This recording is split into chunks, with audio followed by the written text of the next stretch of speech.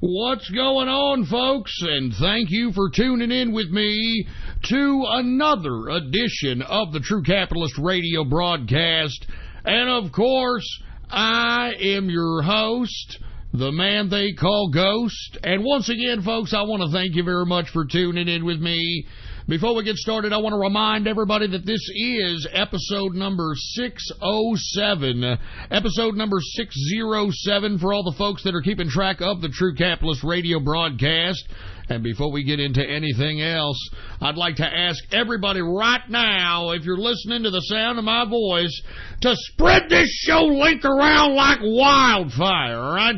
And let everybody you know throughout the internets and throughout the world, let them know that True Capitalist Radio is in effect and in the house. And we are live once again every Monday, Wednesday, and Friday, 6:30 p.m. Central Standard Texas time, right here once again on the official website of the True Capitalist Radio broadcast. And I love being independent now. Once again, type this in your browsers right now and add this to your bookmarks, add this to your favorites. Ghost.report. All right, that's the official website of the True Capitalist Radio broadcast. That's all you've got to type. That's all you got to type, and add that to your bookmarks, add that to your favorites, and spread it around the internet and throughout the world. Spread it all over the place, for Christ's sake, all right? And moreover, I want to say what's going on to the True Capitalist Radio chat room that's tuning in with me right now. How's it going, baby? Hope you're not having too bad of a case of the Mondays. But I want to say what's going on. And once again, if you have not done so already, follow me on my only social media representation on the internet today, and that is on Gab, folks, all right? Gab.ai is the official website to Gab. And if you don't have yourself a free Gab account, well, then by God, get yourself one. In this day and age where everybody is banning people and censoring people, these goddamn social media oligarchs in Silicon Valley think that they can come out here and become the moral police of speech. Right here is the last bastion of freedom of speech. Once again, get yourself an account on Gab. And once you do so, go ahead and follow me up, baby. Follow me up. Politics Ghost is the name to follow. All one word, no underscores. Politics Ghost is the name to follow. And by the way, if you do want to be a part of the True Capitalist Radio chat room, I'd like to warn you, we don't want anybody who's doing any of this autistic cartoon pornography man-child BS. You will be rooted out of the room faster than, Speedy Gonzalez running after a goddamn piece of cheese that has been immersed in tequila. Do you understand? We don't want, and look, the reason I'm bringing in a euphemism or a metaphor that is cartoon, because that's the only thing that these goddamn little fucking man-children, that's the only thing that they understand. So once again, if you are somebody who appreciates the commentary, who appreciates economics, crypto, stocks, all around, political talk, come to the True Capitalist Radio chat room. We have weeded out all the man-children. We weeded out all these cartoon fetish morons that are wastes of life. We have taken them out of the damn chat room. And look, it wasn't my idea. It wasn't my choice. It was the people. It was the people of the True Capitalist Radio chat room that said, Ghost, we have had enough. We will no longer legitimize these dumbass, stupid fruit bowls that are obsessing over cartoons. And I'm telling you this right now, and I hate to bring this up, but it bears repeating. If you know anybody who's over the age of 18 that obsesses over cartoons, all right, that you need to question them. You need to keep them away from your children. Okay? Because as far as I'm concerned, anyone who is a cartoon fetish piece of crap, all right? Ever since, just keep away from children. Just get them away. Get them away. Ugh. Anyway, folks, let's continue going on here, all right? If you want to be a part of the True Capitalist Radio chat room, come along with us. Go to my Gab account right now, Politics Ghost, all one word, no underscores, baby. And once you're there, click the subscribe button for premium content, all right? I know there's a lot of people on here that think, oh, I'm following you, Ghost. Can you invite me? No, man, you got to click the subscribe button for premium content, baby. And once you do all that, go ahead and private message me, all right? Private message me up on the official direct message of my Gab account, Politics Ghost. Direct message me and let me know your Discord chat name. Let me know your Discord chat name, and I will give you a private invitation to the True Capitalist Radio chat room. It's that damn simple. Now, it is a Monday, and we got a lot of things to talk about. All right, we got a lot of things to talk about first and foremost. Now, before I get into the crypto and stock news, folks, I want to talk a little bit about this Andrew Bourdain, or Anthony Bourdain, not Andrew Bourdain, Anthony Bourdain. Y'all remember this guy who was, I guess, the leader of television viewership as it pertains to hipsters. He was the guy who recently was found in a hotel room in Paris, or not, somewhere in France, dead, while shooting something for CNN or the CIA news network.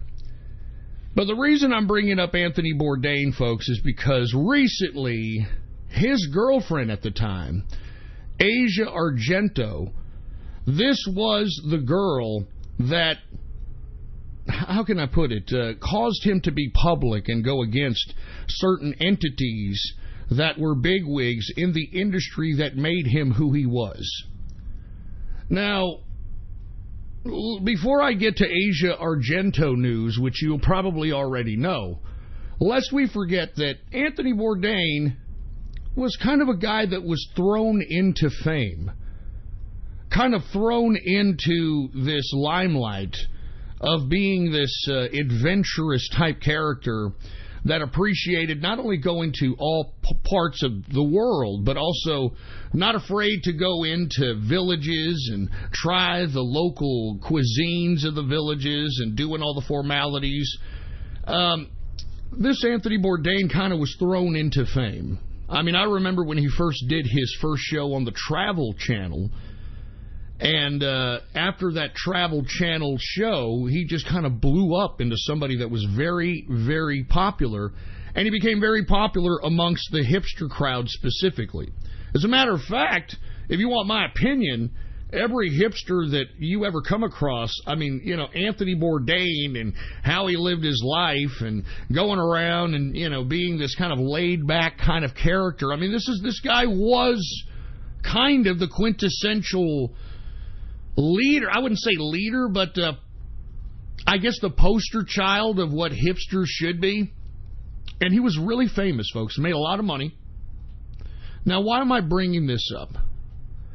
Because, folks, Anthony Bourdain, people couldn't get enough of him. I mean, I remember that not only was he doing his regular show, but they even had him do a show that taped his layovers called The Layover.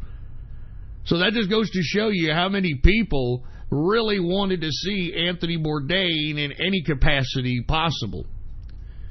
Now, with this being said, this is a lot of fame, you know, the television, and, you know, he was out here doing documentaries. I mean, I think he actually sat down in Vietnam and actually had a beer with then-President Barack Obama. I mean, he was that integral in the whole leftist, hipster type of movement. You know what I'm saying? So, what I do want to talk about here is where Anthony Bourdain went from embracing the fame, went from embracing whatever the entities were that created the image, who he was, and turned against it. And he turned against it because of a woman, her name, Asia Argento. He became very, very infatuated and involved with Asia Argento. This is an actress, and I guess in post-coital bliss, I guess Asia Argento spilled the beans that she was sexually harassed or sexually abused, whatever the allegations are, by one Harvey Weinstein just underscores that somewhere along the relationship road between Anthony Bourdain and Asia Argento, this conversation came about. And it obviously pissed off Bourdain to the point in which there's much online documented evidence that he was trying to take down the people that allegedly created this sexual abuse, sexual harassment episode in his then girlfriend Asia Argento's life. And he went as far as, becoming public. I mean, it was Asia Argento that brought out the whole Harvey Weinstein thing into the public. It was Asia Argento that pushed Anthony Bourdain to go at Hillary Clinton. You remember those tweets? Hopefully, Jack Poshole Dorsey and his, Internet Gestapo haven't taken down those tweets, but he tweeted that supposedly, and this was right before Bourdain died, that he had information that would be able to take down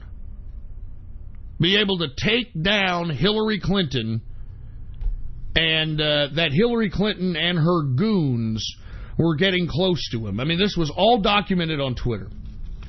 Now, with that being said, I'm not making any allegations. I'm just saying it's rather convenient that Anthony Bourdain, working for the CIA News Network, on location, on a goddamn, what is this? He was actually working. He was actually on the job out there in France trying to shoot another one of his CNN kind of quasi-cuisine drinking type of television programs when he just was found dead in his hotel room. Now, I want to be honest with you folks, the last place that you want to be found dead is in France. Lest we forget that Princess Diana died in France, and every piece of that damn death got swept under the rug like it wasn't crap. And the same thing happened to Bourdain's death. I mean, this guy died, and I personally believe, you don't have to believe it, that he was getting a little bit too close to these big entities that created who he was. He helped, remember, he and his girlfriend, Asia Argento, were the ones that were vocal that helped take down Weinstein from this big, badass king of Hollywood that he once was. And then you had him going after Hillary Clinton and her goons, and then this guy conveniently ends up dead. Now, why am I bringing this up? I'm bringing this up, folks, because comes out today because Harvey Weinstein not only has to answer for the Asia Argento allegations, but he's got to answer for all these other allegations that have come out by all these other women that have alleged the same or similar conduct from Mr. Weinstein. Now, the unfortunate part about it is, folks, now that Anthony Bourdain has passed on, now that he is a very distant memory, and we're going to talk about that here in a second, his, ex-girlfriend now, I guess, I don't know, what do you call a woman who has lost a boyfriend? It's not a widow. I don't even know what the hell you call it. Whatever. She lost her boyfriend, and she became this memorable voice within the, quote, Me Too movement. She brought this whole Weinstein thing to light, and lo and behold, folks, lo and behold, Asia Argento, okay, who was 42 years old, had worked with this little kid at the time who was 17 years of age when she was, 37. She worked with a kid by the name of Jimmy Bennett when he was 17 years old. Now, according to the movie, this is supposed to be some kind of a weird Hollywood-based movie in which this woman Argento plays Bennett's mother. Whatever the case might be. It's called The Heart is Deceitful Above All Things. It's a 2004 film. Now, why do I bring this up? I bring this up because Argento settled out of court because she sexually abused this 17-year-old kid on set on this goddamn movie, The Heart is Deceitful Above All Things.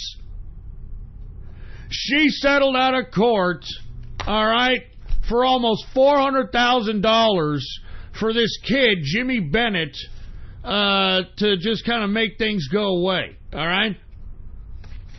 I mean, this is what I'm telling you here, all right? Now, what does that say? I mean, obviously that underscores the hypocrisy of Hollywood. You know, when somebody is saying one thing that, you know, it's probably going on where the perpetrator... I mean, it's sick. It's a fucking sick story. Now, obviously, we now know that Asia Argento is a hypocrite, that she's out here implicating somebody as being a sexual abuser and a sexual harasser when she did the same damn thing, all right, and she settled out of court.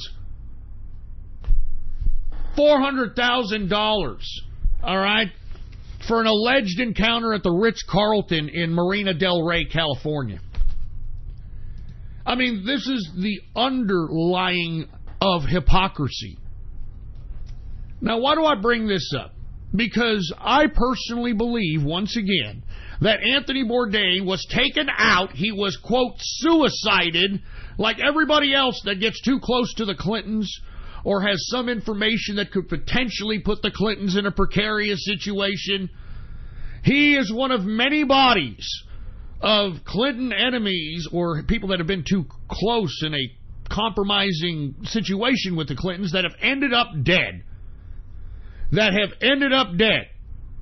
And you see, what's unfortunate about this, folks, is that Anthony Bourdain obviously did all these valiant things in an attempt to expose Weinstein, in an attempt to go at Hillary Clinton and all these other culprits of sexual abuse in Hollywood and elsewhere.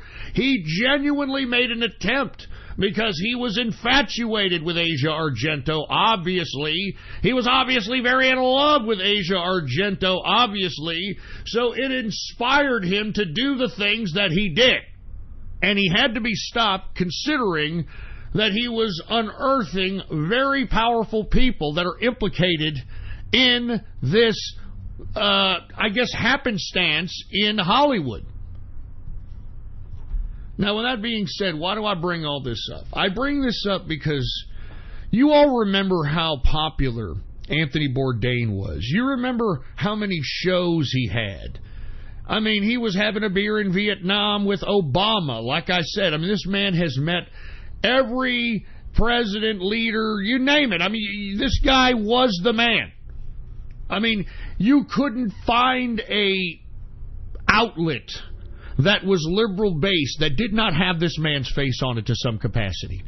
He was being pushed everywhere. Anthony Bourdain. What has happened to his memory now? I mean, does anybody even remember Anthony Bourdain anymore? Besides maybe some of his very, very close fans that are devout and that are going to remember him for the rest of their lives. Outside of that, you know, who's going to remember Anthony Bourdain? I mean, let's just talk about this for a second. Anthony Bourdain was on the top of mind when it came to leftist hipsters. I mean, you know, he was the guy that everybody wanted to be like, this free spirit that would go right into a Vietnam village and eat right off the fucking ground of these Vietnam peasants, still having sand in his teeth from the crap food. He was willing to do that, okay? I get it. But where is he now? And does anybody care? Is anybody really... I mean, he didn't die that long ago, folks. It just goes to show you that no matter how much fame you think you have, no matter how popular you think you are, when you are no longer on this earth, you become a very easy, distant memory. And that's what many people that are out here that are chasing fame, that want to be famous, that want to be popular, just don't understand. In the end, when you become worm food, nothing else matters. And there's so many people on the earth. You know, there's 7.7 billion people on the earth. And when you die, no matter how popular you think you are, you're going to be a distant memory. And even in death, the souls of the former living have a fear. And that fear is being forgotten. And just take a look, as an example, Anthony Bourdain, and how everyone has just completely forgotten about this man. Even the people who thought he was somewhat of a role model when it came to living life and free spirit and all this. See how easy it was for these people to just completely forget about Anthony Bourdain, folks? And then, to top it all off, aside from Anthony Bourdain not longer being on the minds of anyone any longer, you have Asia Argento, which, if you want my opinion, aided in the death of Anthony Bourdain, because Anthony Bourdain, instead of riding the fame coaster, he decided that he was so madly in love with this dumb, stupid, floozy whorebag, Asia Argento, and decided that he was going to out people that wronged his girl. I mean, that's what most boyfriends do. That's what most men do, right? I'll take care of you, honey. Don't worry about it. I'm going to go out there. I'm going to kick the shit out of whoever the hell harmed you, because you're my girl now. You're my girl. You're my girl. And if you want my opinion, those actions that Anthony Bourdain took in an attempt at outing Weinstein, at going after Hillary Clinton, in creating this whole Me Too nonsense, that contributed to the entire decease of this man's life. That's why you no longer hear about him, and it was very easy to get rid of him because nobody even cared. Anthony Bourdain, he was on location with CNN, the CIA news network. Why don't you research how many CIA agents are talking heads on CNN, and you'll understand what I'm talking about. I mean, what's his name? Anderson Cooper. Anderson Cooper isn't even a goddamn Cooper. He's a Vanderbilt. I mean, if this son of a bitch ain't worth $500 million, he ain't worth shit. He's probably worth more than that. But why is he on the television? Why is he on CNN? Why is he doing this? Because he can. And because he's been trained by the CIA. I know that sounds ridiculous. I know some of you are like, Ghost, come on, man. Look it up for yourself. Google Anderson Cooper, CIA, and he was recruited in college, for Christ's sake. And look, I don't want to go into a whole lecture about the CIA, but lest we forget that the CIA was constructed to protect the financial interest of the American elite. And now those American elite have now gone global, and hence that's why you see the CIA taking a anti-American approach in its foreign and domestic work, quote unquote. And like I said, if you want to see a movie of how the CIA, and look, it doesn't even tell you the whole truth, but at least gives you a half-truth in a visual context, I'm telling you, go take a look at the movie called The Good Shepherd. The Good Shepherd. And believe it or not, I mean, it wasn't even made that well because Robert De Niro directed it. I don't know what the hell he thought he was as a director, but either way, it goes into the context on how the CIA was created. And the CIA was created, folks, by the Yale fraternity. And I know I've talked about this Yale fraternity many times. I'm talking about Skull and Bones. Skull and Bones helped create the CIA. It says it in the movie. And fuck the movie. Read it for yourself. Read what Skull and Bones is, you morons. Skull and Bones is a fraternity where 13 students within Yale are tapped.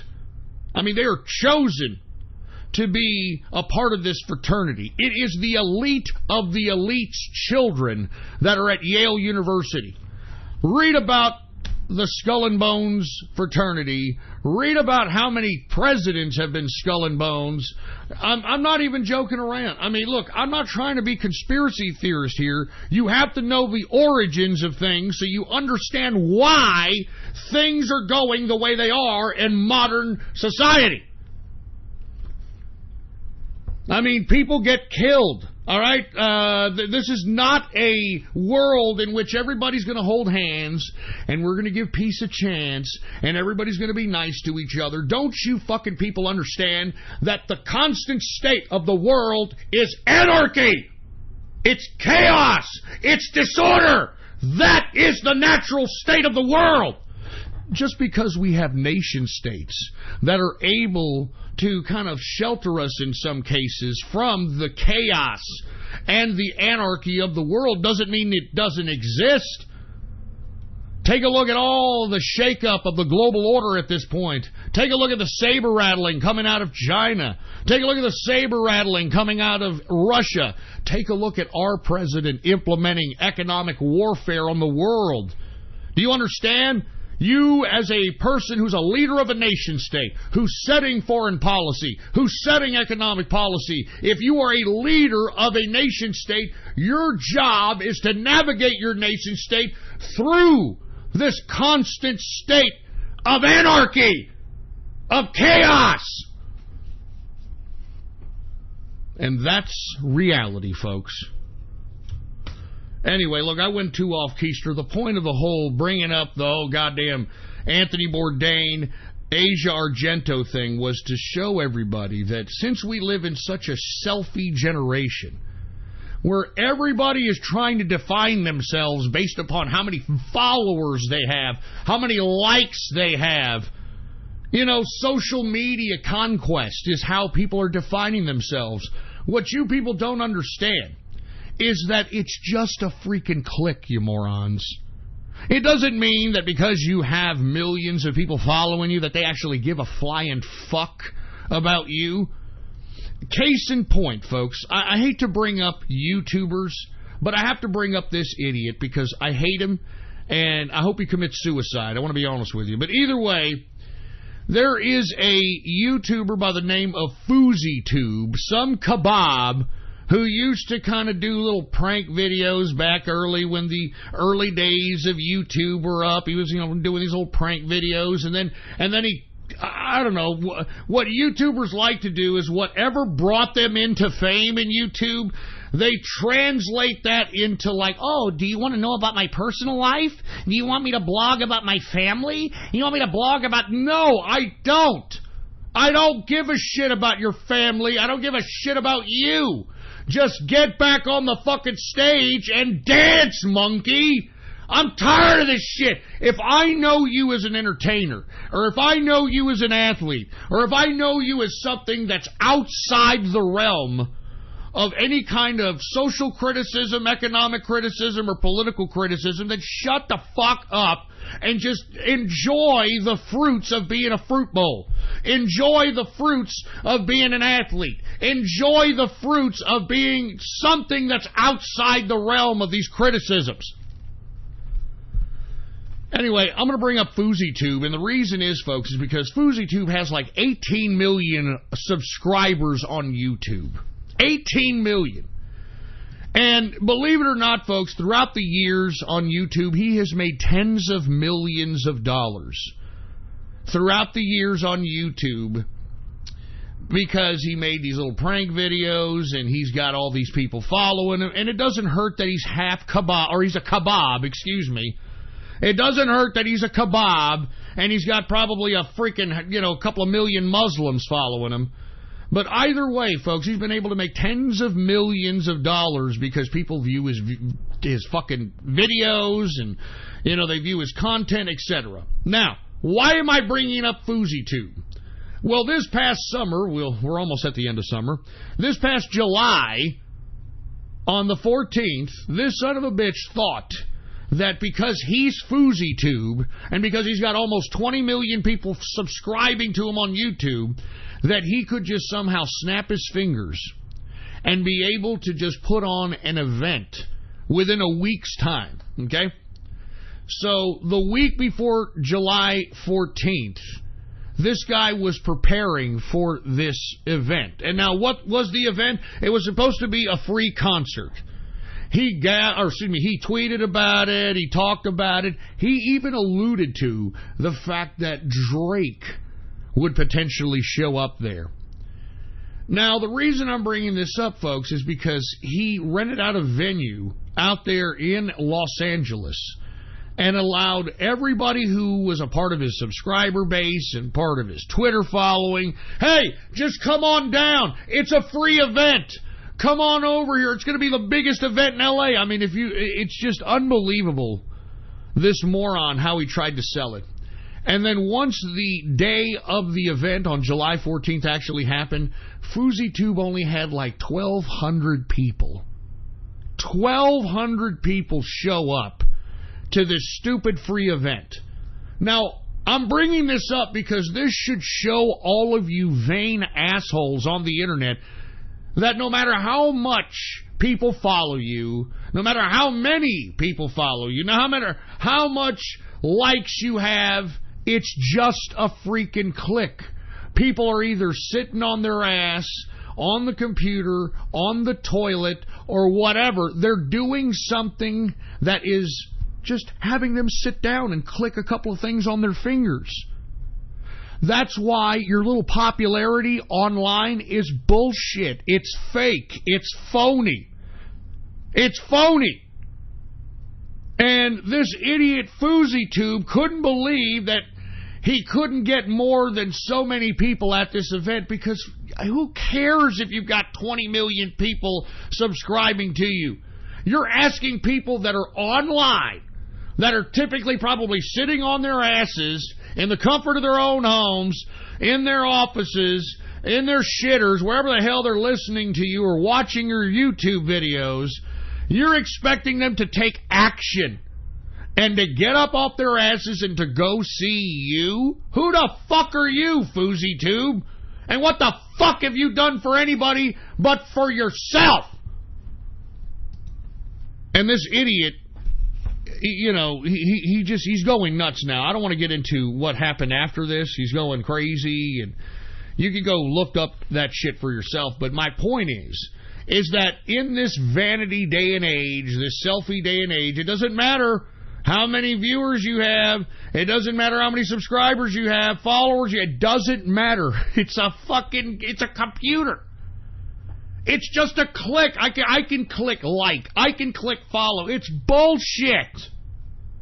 And even if you do have the type of fame like an Anthony Bourdain, where you can go out and people are like, hey, Anthony Bourdain, how you doing, man? Hey, and you're just, everybody knows who you are. Everybody likes your content. Everybody likes your show. I mean, you're worldwide. I mean, just imagine Anthony Bourdain was worldwide. Look at how fast they were able to just get rid of him through his death, and how people were able to forget about him.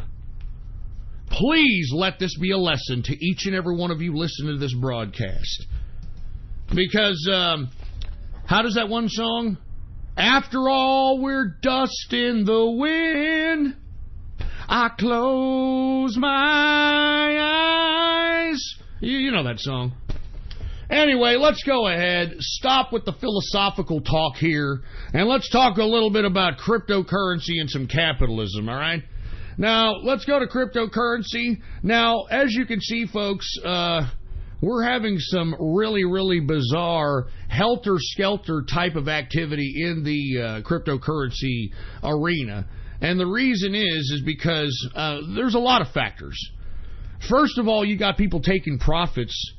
You know, I mean, that's really why you have these, you know, okay, we're up to 220 in market capitalization. Oh, man, we're down to 210. Oh, we're back up to 217. Oh, man, we're down to 205. I mean, this is why you're seeing this. You're seeing this because you've got people that are, and I hate to say it, there's a lot of scared money out here in cryptocurrency, a lot of scared money. And I think that you're seeing that reflected here in this market here. I mean, I hate to say it, but we got a lot of ballless investors. And I've said this time and time again. I mean, the majority of investors in this cryptocurrency market are a bunch of neckbeards, dorks, You know, a bunch of computer geeks, etc. You know what I'm saying? So anyway, let's just continue going. Who do we have here? All right. Now, we have the U.S. dollar currency index right now. The U.S. dollar currency index is up slightly. Now, if you take a look at that chart looks pretty, looks like it was going to go on a downward trend, to say the least, but it has now since stabilized and is going back up. Now, there's a lot of things to look forward to this week, folks, as it pertains to not just the cryptocurrency investment schemes out here, but also the stock market. Now, what are the things that we're going to have to look for this week? Now, the Fed minutes from the FOMC meeting are going to be released this Wednesday, and this is going to give us an idea on what the actual Federal Reserve looks and feels about this economy. And if they feel that the economy is getting away from us in some capacities, they're going to go ahead and raise interest rates. But if for whatever reason it seems as though they feel that the economic conditions is not conducive to a raising of interest rates, then they'll keep them as is. Now, these minutes that are going to be released on Wednesday are from the FOMC. This is the Federal Open Market Committee. They meet 8 times a year. And this is the entire Federal Reserve pyramid meeting at these meetings. Okay? And as these things are happening, this is where the culmination of the Federal Reserve's decisions are made. And it's an open discussion. That's why the minutes are released, because every Federal Reserve chairman, or not chairman, every Federal Reserve governor and every Federal Reserve banker under the governor are able to speak. They're able to give their piece. They're able to give their assessment of their particular regions of the Federal Reserve, etc. And this is a very, very important document that's going to be released this Wednesday. So once again, we're going to look at the Fed minutes at the FOMC this Wednesday to see whether or not the Federal Reserve is going to raise interest rates or not. The absolute next key day of the week that we need to look forward to as capitalists as well, folks, is Friday. Friday is the Economic Policy Symposium, It's in Jackson Hole, Wyoming.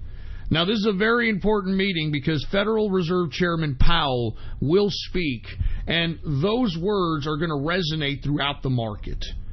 And if those words resonate throughout the market that they're going to raise interest rates, you can pretty much kiss any gains in the goddamn stock market and the cryptocurrency markets goodbye. So these are the 2 dates that everybody's waiting for, and if you want my opinion, that's why everyone right now is kind of selling off their profits in cryptocurrency and waiting to see what the hell is going to happen in this very integral week. This very integral week in the Federal Reserve.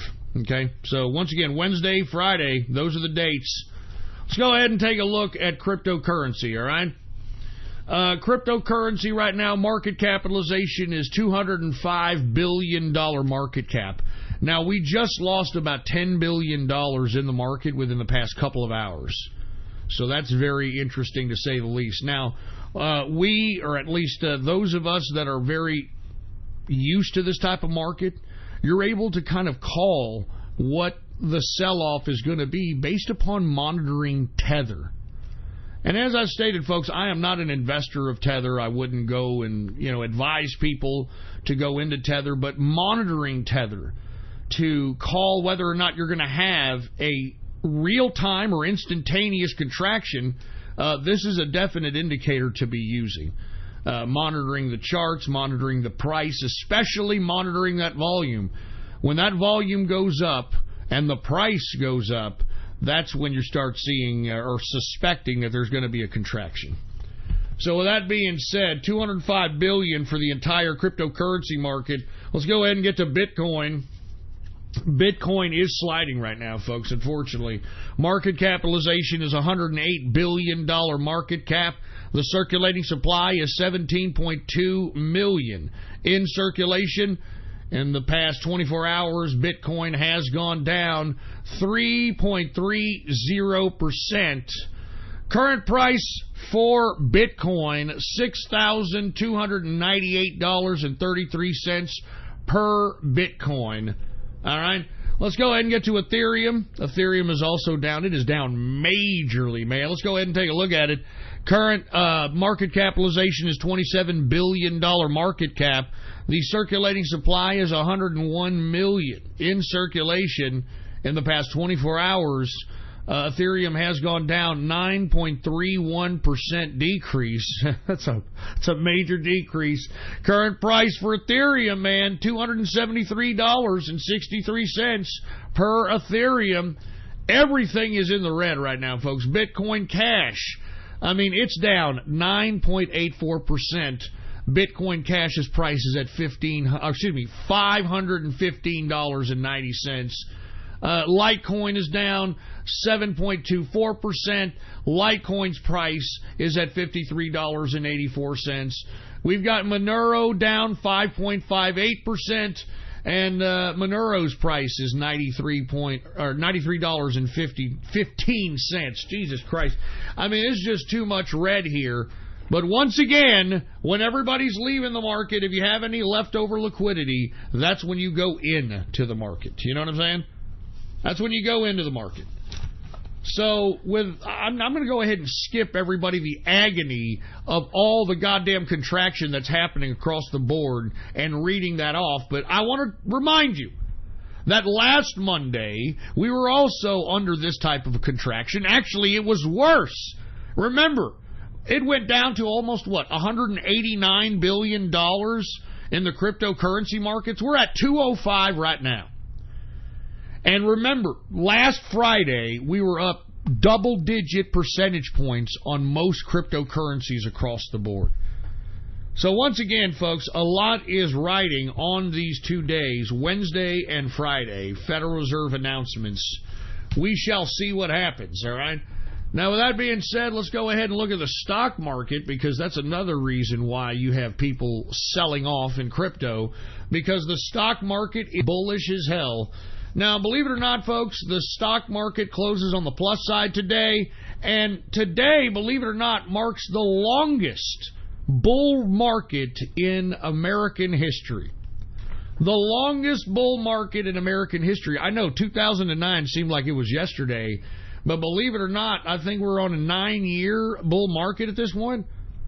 Going on a 9-year bull market. Now, the reason that we're going this way is because what I described back in 2016 is that if Trump was elected, that we were going to see a compounding of the propping up of the stock market. Because lest we forget, folks, that the stock market was propped up by Wall Street so that it could give Obama an excuse to claim that the economy was doing great. Because, as I stated even back in those days, there were no independent investors. It was all fund managers. It was mutual fund managers, hedge fund managers, 401k managers, retirement managers. These are the people that were mostly trading in the stock market, and it was very easy for them to prop up the stock market like they did. And that's what happened in the Obama administration. While we had horrible unemployment, while we had the public sector jobs superseding the private sector jobs, when we had more people on welfare and on entitlements than ever before in American history, I mean, Wall Street was purposely trying to prop up the damn market for Obama. Now, why did they do that? Because, folks, Barack Obama gave Wall Street and every goddamn banking institution and corporate edifice out here in America a bailout. You understand that?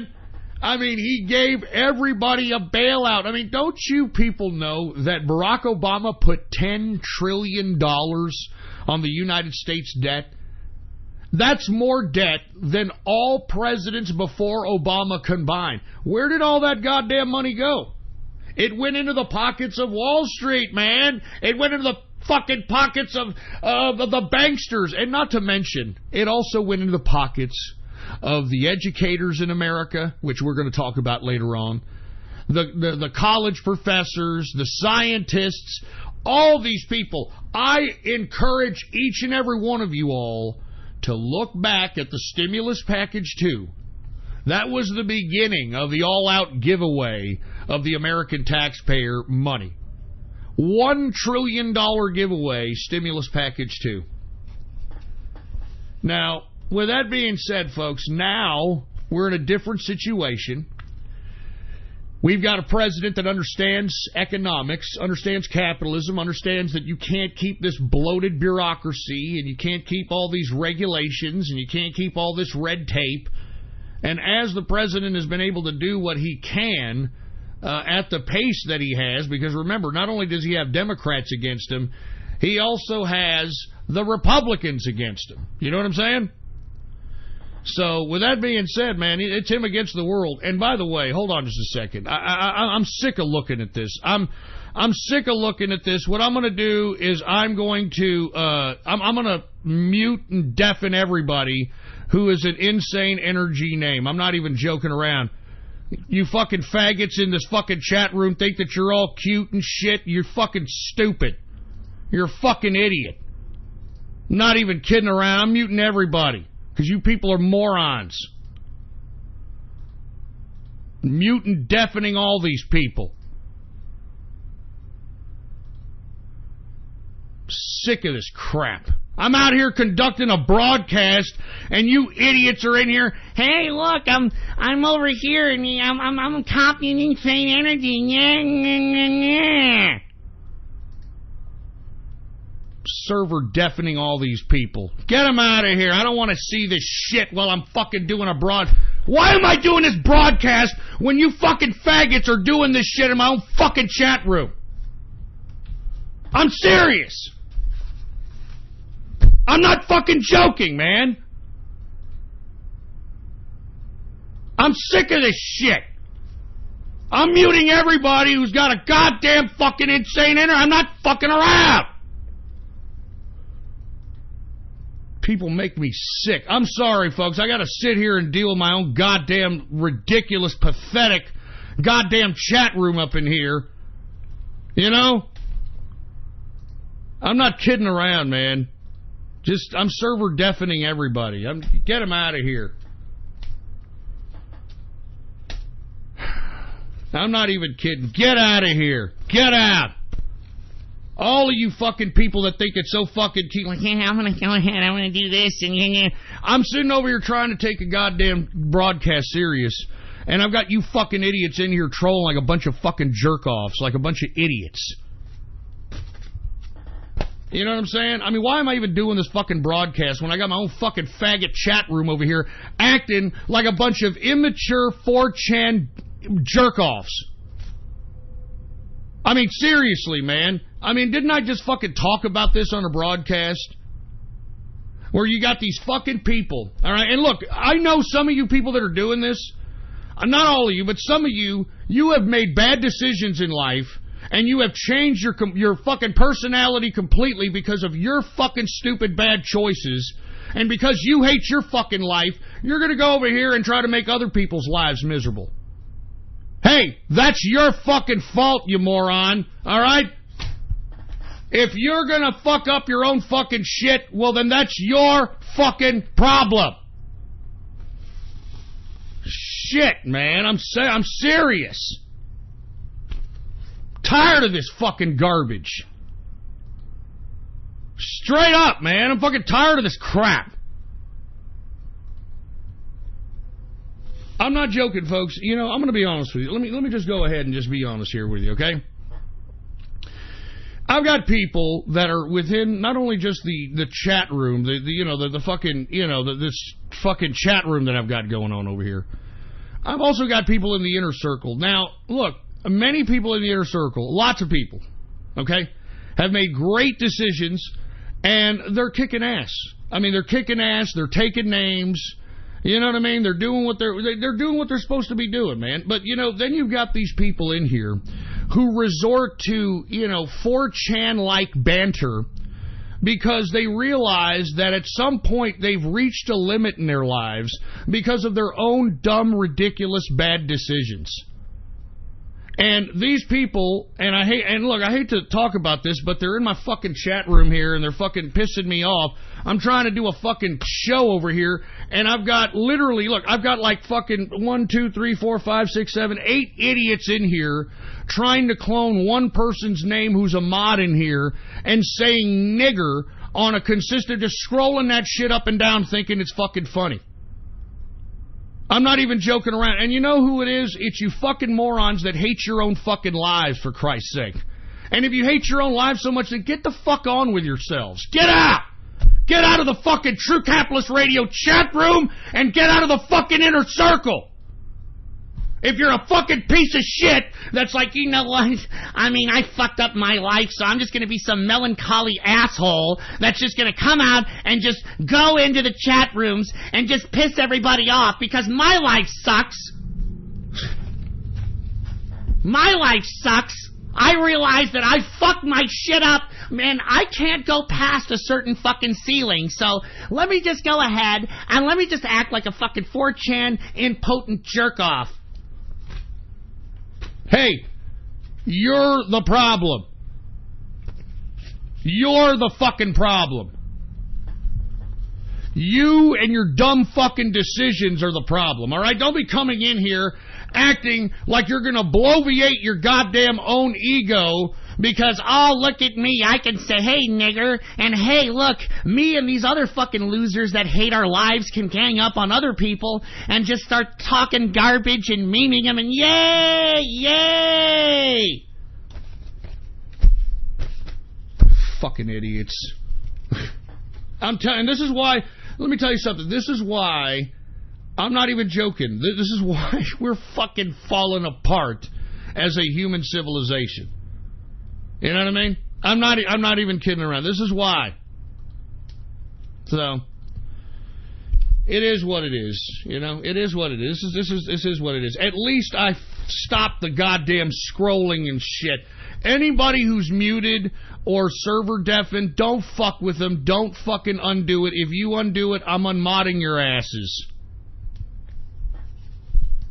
Tired of this shit. Fucking morons.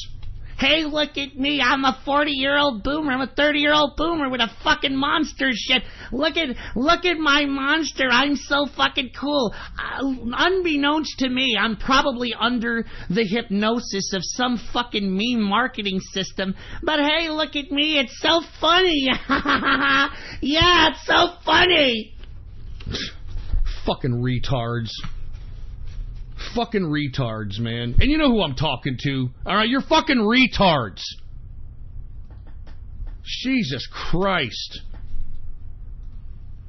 Ah, I got a monster, the white monster little can. Look, I'm so cool. I'm memeing it. Yay, yay. You're like a fucking autist, for Christ's sake. You're like a fucking tards. Fucking morons. Anyway, let me move on. All right, I don't even want to do this fucking broadcast. To be honest, I don't even want to do this fucking broadcast, man. I'm not joking. I'm not even kidding around. I'm sitting over here. I'm looking at my goddamn chat room. I'm seeing fucking morons who are just so fucking, yeah, you know, I'm just gonna go ahead and put somebody else's name and then I want to nigger this and nigger that. I mean, this is fucking 4chan autistic bullshit. So look, if this is all you can come up with, if this is the culmination of your being, if this is the culmination of what you are, then get the fuck out. Get the fuck out. I don't give a shit if I'm fucking broadcasting to 2 people anymore, as long as those 2 people understand that we're in a world filled with fucking idiots. We're in a world filled with fucking morons like this who are actually working regular jobs, but because they fucking hate the fucking person that they look at in the morning, they want to make everybody else's lives miserable, man. You're no fucking different than leftists, you pieces of shit. Makes me sick. Not even fucking joking, man.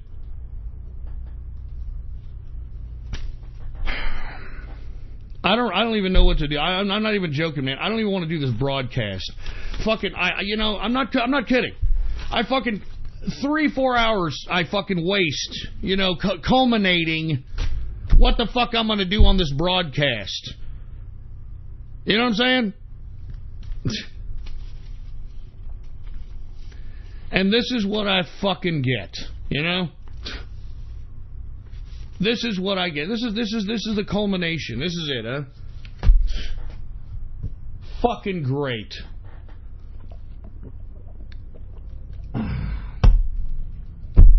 I'm telling you, folks, I'm sorry. You know, it's not even people that are like, you know, I mean, we try to get rid of tards, we got rid of the tards. We try to get rid of cartoon fetished idiots, we got rid of the cartoon fetished idiots. Now, we've got immature men, okay? Immature fucking men that are still acting like 15-year-old new fags that just came on 4chan for the first summer of their fucking lives. And it's fucking, it's ridiculous, and it's an embarrassment. It's a fucking embarrassment. I cringe at every one of you fuckers that do this shit. I'm not even kidding around. I cringe at this. I cringe at you faggots. I'm not even fucking kidding, man. And look, I can tell the reason why you're doing this is because you're realizing that, oh man, you know, I'm not going to be able to do the fucking things that I said I was going to do because I really fucked up my life because of my own fucking really stupid decisions, or I, you know, I have a ceiling that I can't bust past, and you know, I'm just fucking, you know, I'm just here. Then go fuck off. Tired of you. I'm not joking, man. I'm rearranging everybody in the goddamn chat room after this. I'm rearranging everybody. I'm purging people. I'm not even fucking kidding around. Tired of this shit. I'm sitting over here trying to do a show, right? I'm talking about fucking finance. I'm talking about the fucking Federal Reserve fucking meetings this week. I'm talking about the fucking stock market being up, for Christ's sake. And here I got these fucking idiots and, hey, yeah, fucking nigger, yeah. I mean, this is fucking Ice Poseidon's chat room or some shit. Like, this is like Ice Poseidon's fucking chat room. Yeah, and people are like, a lack of fathers. You know what? You know, even if they did have a father, their father was dickless. Father was a fucking... We're dickless, for Christ's sake, man. I'm not even kidding around. Whatever happened to cool people, man? You see, because look, I'm going to be honest. These people that are out here doing this, they think it's cool. They think that this is the online thing to do. They think that, oh, it's so cool, I can just act like a fucking, like I'm on 4chan, it's just so fucking great.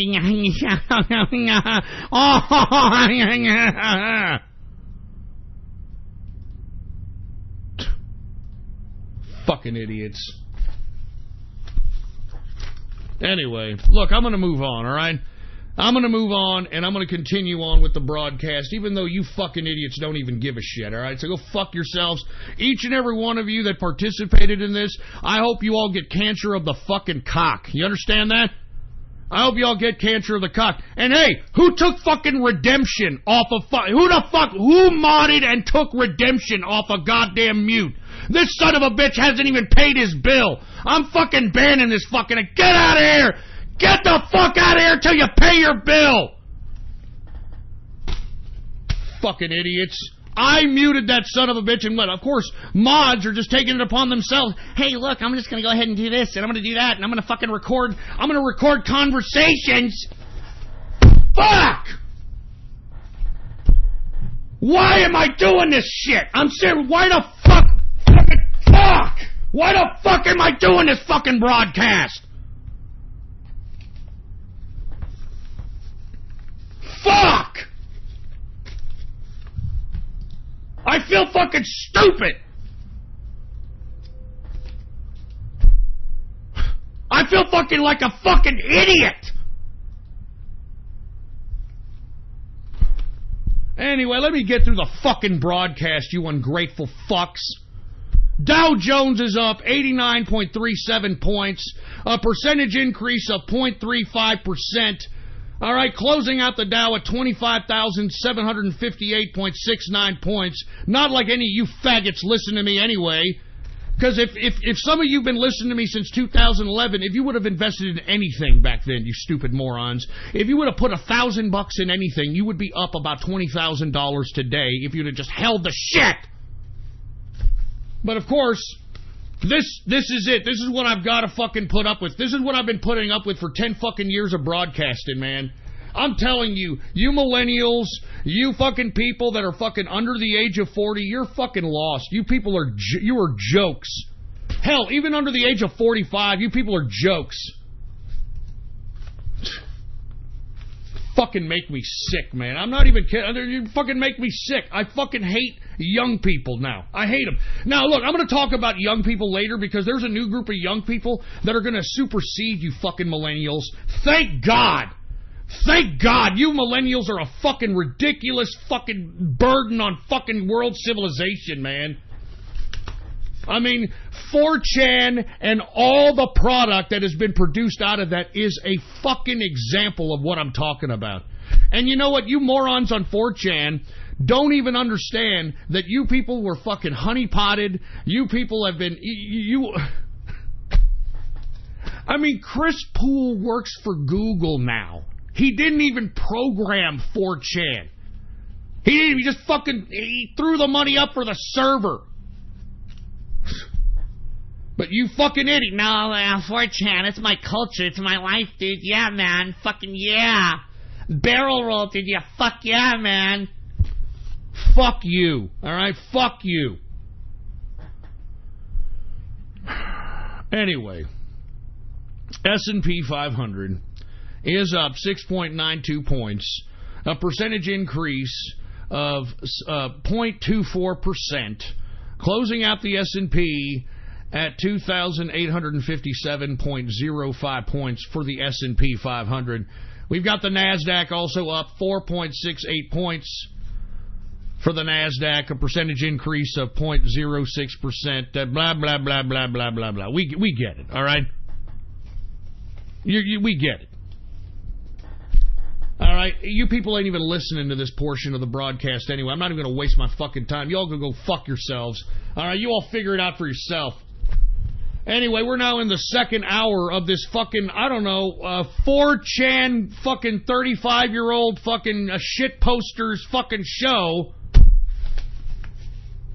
I don't know what the fuck. I have no fucking idea, man. You know? I have no fucking idea what the fuck. Anyway, I'm your host, the man they call Ghost. Blah, blah, blah, blah, blah. I'm tired of doing this shit, man. I'm not even kidding around. I'm tired of doing this fucking garbage. I'm fucking sick and tired of it.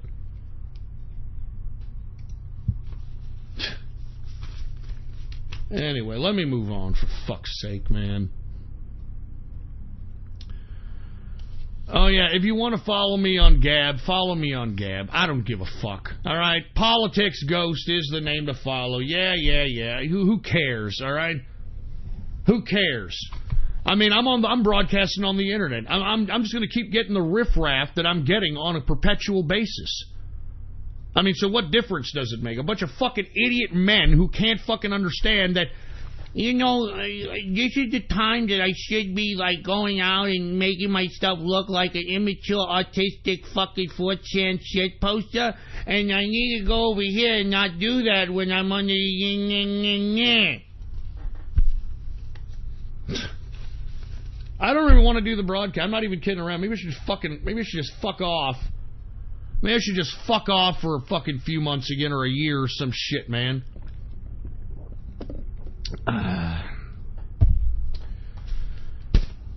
Fucking broadcasting to fucking people that are fucking okay with being losers. That's what I am. Every one of you people that participated in that shit in the goddamn chat room, you're completely okay with being a fucking loser. Fucking pathetic waste of life, man. Anyway, let me move on with the broadcast, all right? There's no... Look, if you want to go to ghost.market and buy some shit, that'd be great. If not, go fuck yourself, okay? I don't give a fuck anymore. I'm not even making money off this fucking bullshit. I'm not even making money. I'm serious. I'm in the hole every fucking month on this shitty broadcast. And you want to know why I'm doing it? I'm doing it because I'm politically motivated. I'm not like Alex Jones or any of these other fucking right-wing celebs that are out here doing it because it's, you know, giving them a nice shiny spoon in their fucking mouths.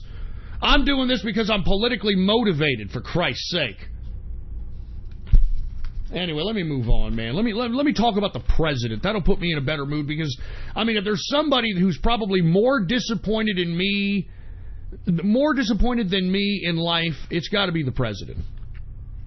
Because if I were the president, I would be second-guessing everything that I've ever did up to this point for these ungrateful people in this country. All right? Anyway, the president responded to a New York Times article, and it's a bogus one, about his White House counsel being interrogated by goddamn Robert Mueller's special counsel, Don McGahn. Don McGahn, and this is a big nothing burger, okay, first and foremost. This is once again fake news by the New York Times. This just reiterates that the president has nothing to hide once again. Nothing to hide. He has no collusion with Russia, even though I said, remember, right as the president was elected, I said that month after he was elected that they were going to use Russia-Trump to try to remove him. Y'all remember that shit? I said it was going to happen, and they're trying to do it. But the New York Times, once again, puts out fake news, an article that the White House counsel, Don McGahn, gave 30-hour testimony to the Robert Mueller special counsel, and of course they're trying to say that he flipped, quote unquote, on the president.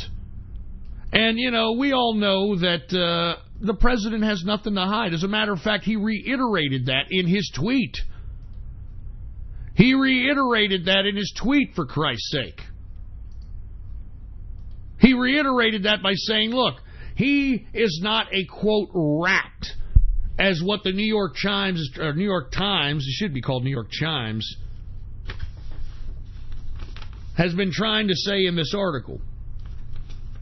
Now, I also want to reiterate that the president on Sunday morning called out Bruce Orr and his wife Nellie Orr, and he's asking the Attorney General, which he appointed, Jeff Sessions, which ended up becoming an establishment snake, why he has not fired Bruce Orr, considering that he was very, very close to the whole Russian dossier situation. Lest we forget, Bruce Orr's wife, Nellie, worked for Fusion GPS. And the president reiterates again that he has nothing to hide from the witch hunt that is the Russia-Trump investigation. Nothing to hide. That's why he allowed Don McGahn to do whatever he wanted to do. Now, you've got the media coming at Trump and his lawyer, Rudolph Giuliani, because Rudolph Giuliani said something to the effect that the truth isn't truth. And I don't know if you guys have been hearing about it. It's been all over the mainstream media. Let's just go ahead and play that clip so that everybody knows what the hell Giuliani exactly said and explain to you what he means by this. All right, now let's go ahead. Turn it on, engineer. Put it on. You believe this is on them, that you would have, that you guys have not delayed the interviewing, delayed the negotiations? Yeah, yes, each time by 3 or 4 days so we could write a letter in response. They have taken 2 to 3 weeks to get back to us. So what I have to tell you is, look, I'm not going to be rushed into having him testify so that he gets trapped into perjury. And when you tell me that, you know, he should testify because he's going to tell the truth and he shouldn't worry, well, that's so silly because it's somebody's version of the truth, not the truth. He didn't have a conversation. Truth is about, truth. I don't mean to go like... No, it isn't truth. Truth isn't truth. The President of the United States says, I didn't... Truth isn't truth. Mr. Mayor, do you realize what... No. This is going to become a bad meme. Don't do this to me. Don't do truth isn't truth to me. Donald Trump says, I didn't talk about Flynn with Comey. Comey says, you did talk about it. So tell me what the truth is. Don McGahn might know. If you're such a genius, Don McGahn doesn't know. If that's the situation, okay. We have 2 pieces of evidence. Trump says, I didn't tell him, and the other guy says that he did say it. Which is the truth? Maybe you know right. Because... All right, stop it right there. Now, do you understand what Giuliani is saying? That we're in a court of law proceeding in which we have a special counsel in Robert Mueller that is trying to frame a certain perspective of the truth. And you people need to understand that are so simplistic when it comes to law, that when you're in a court of law, sometimes when you're innocent, you've got such a badass attorney and such scumbag attorney that will make it look like you're guilty. And that is exactly what Giuliani is making reference to here. Because what he's saying is that the president said that he never talked about anything about Michael Flynn to James Comey. And what James Comey did was, quote, produce my own personal memos in which he wrote down, who the fuck knows when the hell James Comey wrote this down, that supposedly the president asked him to go, quote, easy on Michael T. Flynn. And that is a bunch of bullshit. So where's the truth in that? I mean, you're going to trust some bureaucrat who understands the fundamental of a paper trail and paperwork and documented evidence and all this other shit? I mean, why was Comey taking his own memos, his own personal memos, in his meetings with the president? Why was he doing that? And mind you, that these memos that James Comey was writing weren't anything official. These were his own personal memos. And these memos are actually being used by Robert Mueller's special counsel as evidence of a potential obstruction case. Now, what everybody's truly waiting for, and let's be honest, everybody's waiting for the Paul Manafort verdict. Now, the verdict has now gone on its third day, and this verdict is going to tell the tale whether or not we're going to continue to see a Robert Mueller special counsel or we're not.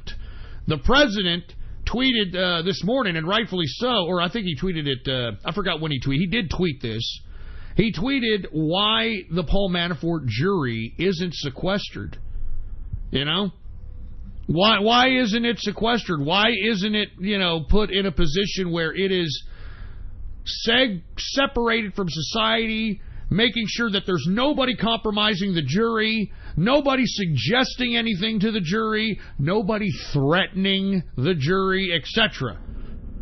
I mean, how come there is no sequestering of this jury? This is a pretty big time case. And I agree with the president. Why hasn't the jury been sequestered? I mean, this is a good, big federal case if I've ever heard any in my life.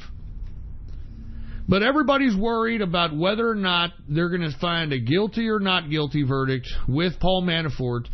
And I'm telling you, he's got a good chance of beating this case. And if he beats it, then we're going to see a potential. And I'm going to call this now. If there is a not guilty verdict in Paul Manafort, the president is going to assert his authority and disband the Robert Mueller special counsel. And when he disbands the Robert Mueller special counsel, he's going to publicize every document that Mueller has in his possession, him and his special counsel have in his possession. So with that being said, folks, I mean, this has to stop. I mean, this should show everybody that special counsels, this is just too much power for one man to have. And I think that it's the draconian attempts at what Robert Mueller's doing should be illegal. I mean, he's literally holding a life sentence over Manafort just so that Paul Manafort can say whatever the hell Robert Mueller wants him to say. And thank God Paul Manafort is a man of integrity and is a man of will, and who refuses to, say whatever it is that, Paul, or that Robert Mueller wants Paul Manafort to say. Because, I mean, why is he pursuing these charges? These charges have nothing to do with Russia, Trump at all. This is a power-tripping zealot in Robert Mueller that is just going after anybody for the sake of doing so because, let's be honest, folks, he was a corrupt FBI head. He was a corrupt FBI director. I keep saying this. I mean, there is an article on Ghost.Report highlighting the fact that he admitted that his incompetence could have prevented 9/11. Because he was so incompetent and allowed so many things to go through his incompetent bureaucrat self, that if he would have paid a little bit more attention, he could have prevented 9/11. And moreover, lest we forget that he was the FBI director when he confiscated all the video that had a vantage point of the Pentagon.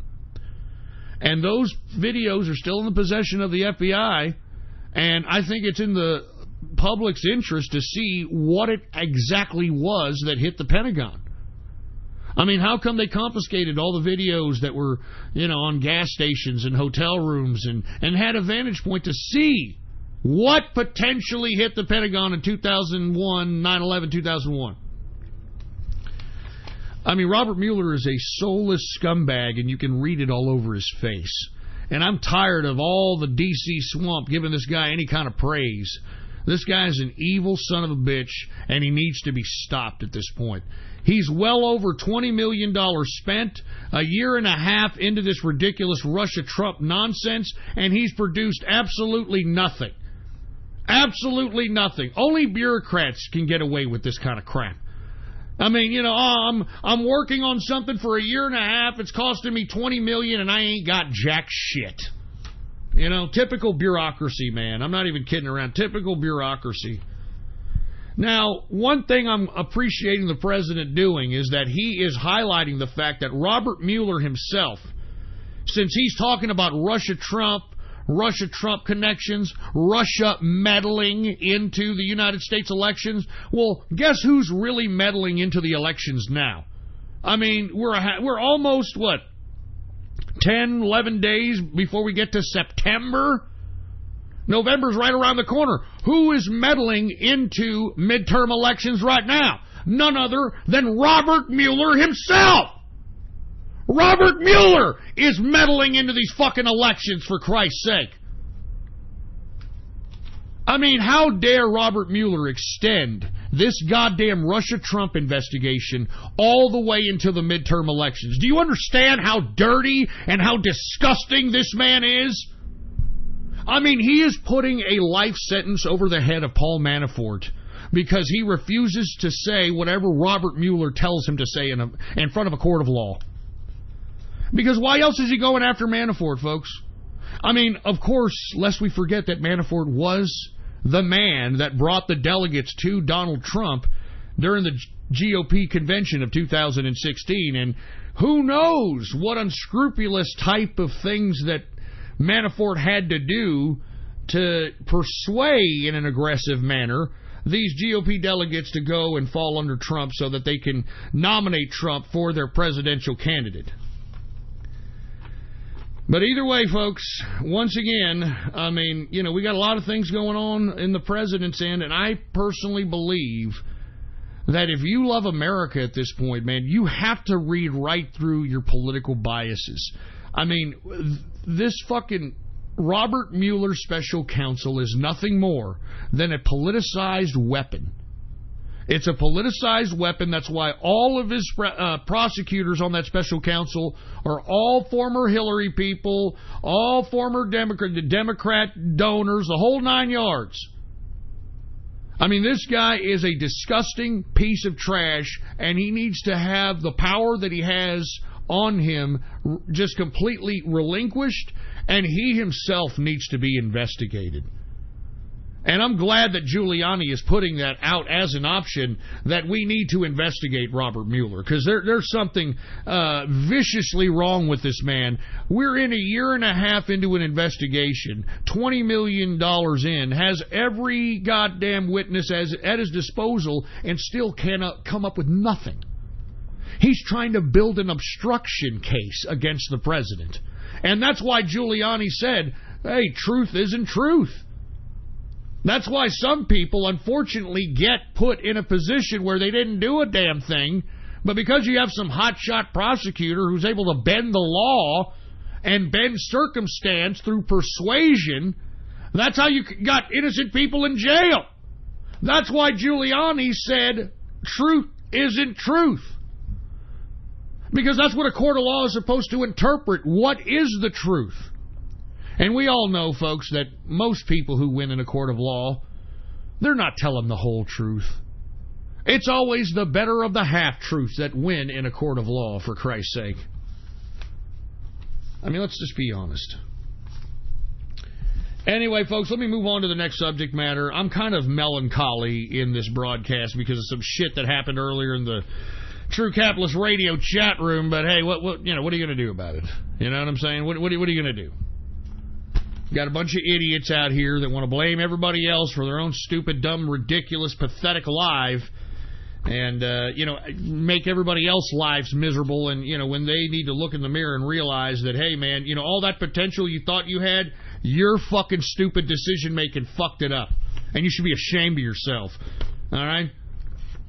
Anyway, while the Democrats are touting their liberal policies for the 2018 midterms, the Democrat-run city of Chicago, with America's toughest gun laws, by the way, suffers another weekend of violence. Did y'all hear about this? Chicago, once again, a Democrat-run city, a city with one of the most strictest gun laws in the nation. It had another violent weekend of almost 60 shot, 6 dead, 6 killed because of gun violence. Now, of course, you're not hearing none of this from the left. You're not hearing anything from the Democrats about this because, as I tell each and every one of you folks, the Democrats don't care about anybody unless you're an illegal immigrant, a criminal, or a child molester, or somebody that wants to sexualize children. That's the only way the Democrats are going to come out. That's the only way they're going to be vocal and defend you, because where are the Democrats for this travesty that's happening in Chicago? You've got a Democrat-run city all the way around. You've got the toughest gun laws in the United States in Chicago, and yet one weekend, nearly 60 shot, 6 dead. This should underscore to each and every one of you so-called gun control activists that you, just based on observing Chicago alone, are preparing America for a violent perpetual existence. Because if you outlaw the guns, the only people that'll have the guns are the outlaws. And Chicago is a perfect example of that. 60 people, nearly 60 people shot in a weekend. 6 dead. The toughest gun control laws in the nation is in Chicago. You've got the mayor of Chicago, the former chief of staff of Barack Obama during his first term, Rahm Emanuel. You've got Democrats at every level of that municipality.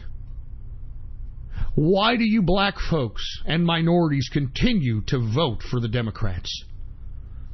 Why do you American minorities, you American-born folks that are black, American-born folks that are Latin, American-born folks that are Asian, etc., why are you voting for the Democrats when every time they're put in control of any major metropolis city, Chicago is what you're going to find, Baltimore is what you're going to find, Detroit is what you're going to find, Los Angeles, San Francisco.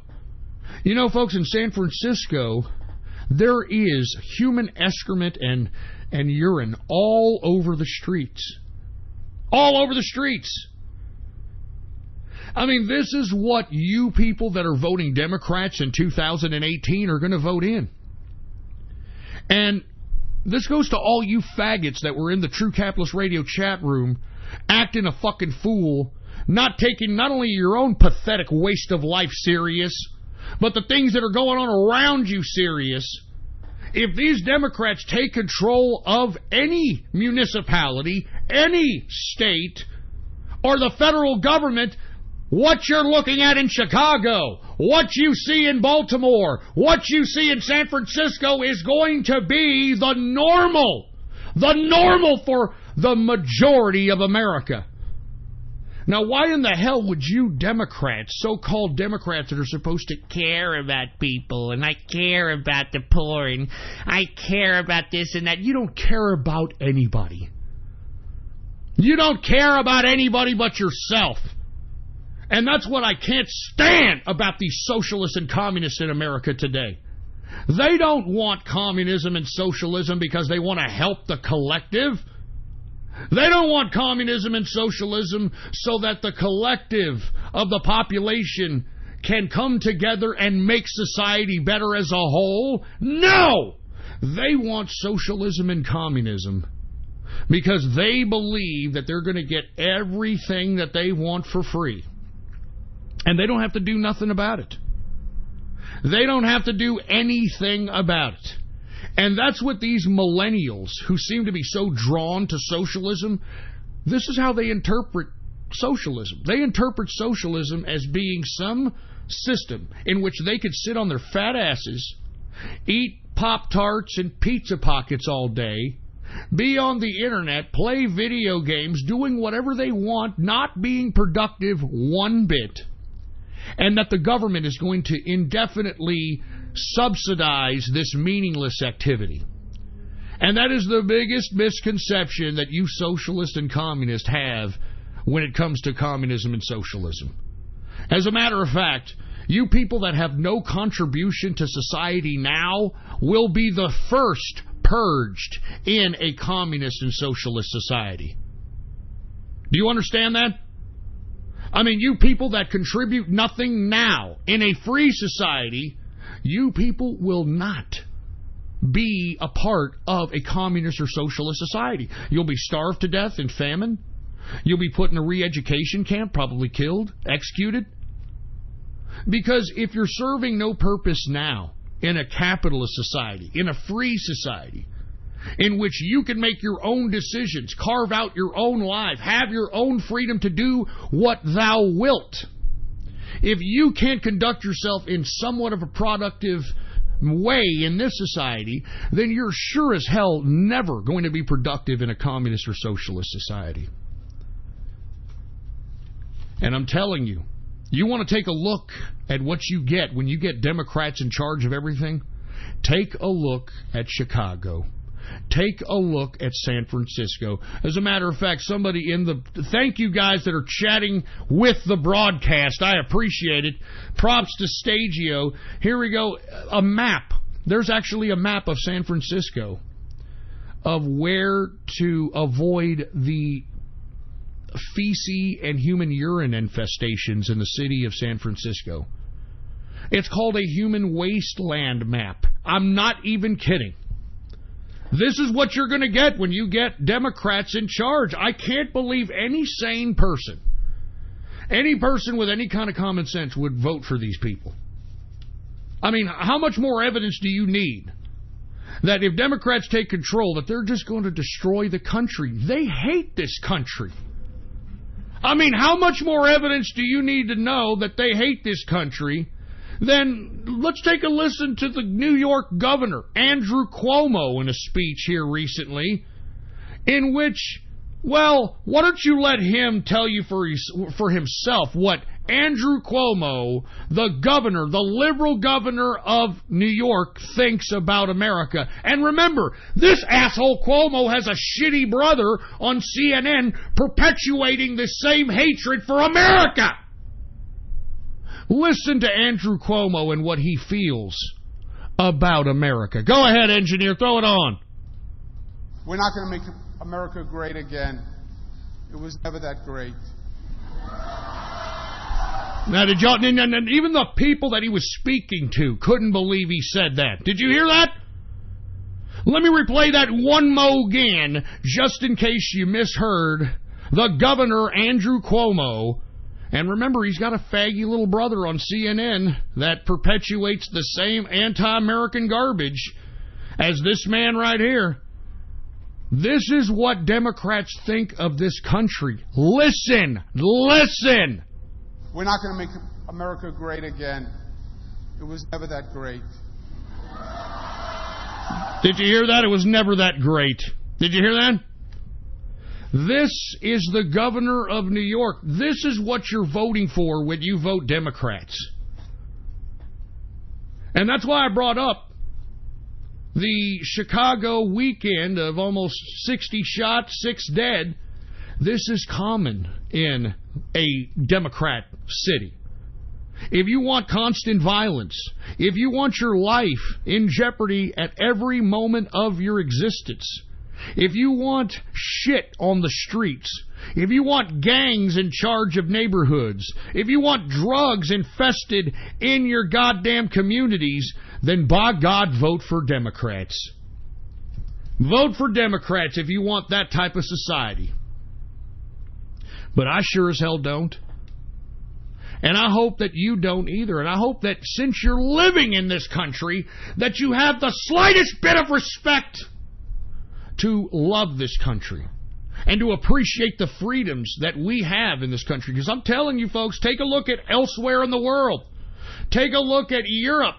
They're getting rights stripped from them by the day. By the day. We're the last bastion of freedom. We're the last bastion of capitalism. And we've got to fight until our last breath before they take that fucking shit away from us. Don't you understand that? Stop being a fucking idiot! And realize this, you fucking moron! And speaking of Democrats, let's talk a little bit about Democrats some more, okay? Because the Democrats are now taking even a more leap leftward. Let's talk about the broad out of the New York 14th District that recently beat out a 9-term Democrat incumbent in Joe Crowley. I'm talking about the socialist herself. I'm from the Bronx, bitch. I'm a girl from the Bronx, bitch. I'm talking about none other than Alexandria Ocasio-Cortez. Now, why do I bring up Ocasio-Cortez for? I mean, obviously, she's an easy target. She's a complete imbecile. She is cringeworthy beyond words. She doesn't know shit from Shinola. There's a bunch of reasons why I'm going to bring up Ocasio-Cortez, but one of the biggest reasons is because Ocasio-Cortez is the poster child for millennial ego and ignorance. Now, this is one thing I cannot stand about millennials. These millennials have egos the size of cathedrals, and yet they don't know shit. They don't know a goddamn thing. And you know, the millennials are the probably biggest disappointment generation of a lifetime. Because right now, the millennials should be taking control of institutions of power. Millennials should be taking controls of corporate edifices and, you know, things to this capacity. Institutions that wield power socially, politically, and economically. And we have not seen that in this country. Why? Because the millennials, for the most part, are dumber than dirt, but they've got the ego the size of Kanye West. And you know what's sad about it is that the education system is the culprit in this. All right? I mean, let's not fucking beat around the bush about it. Okay? The public education system is a contributing factor to why we're producing the Alexandria Ocasio-Cortezes of the world. Okay? I mean, I'm not even kidding around. You've got these people that are graduating from high school that don't even know how to read or understand reading comprehension, okay? And then you've got these people out here that don't know shit that think that they can run everything. And this is the millennials for you. I mean, I hate to say this, but this is the millennials here for you. They think that they can manage anything when they have no experience doing anything.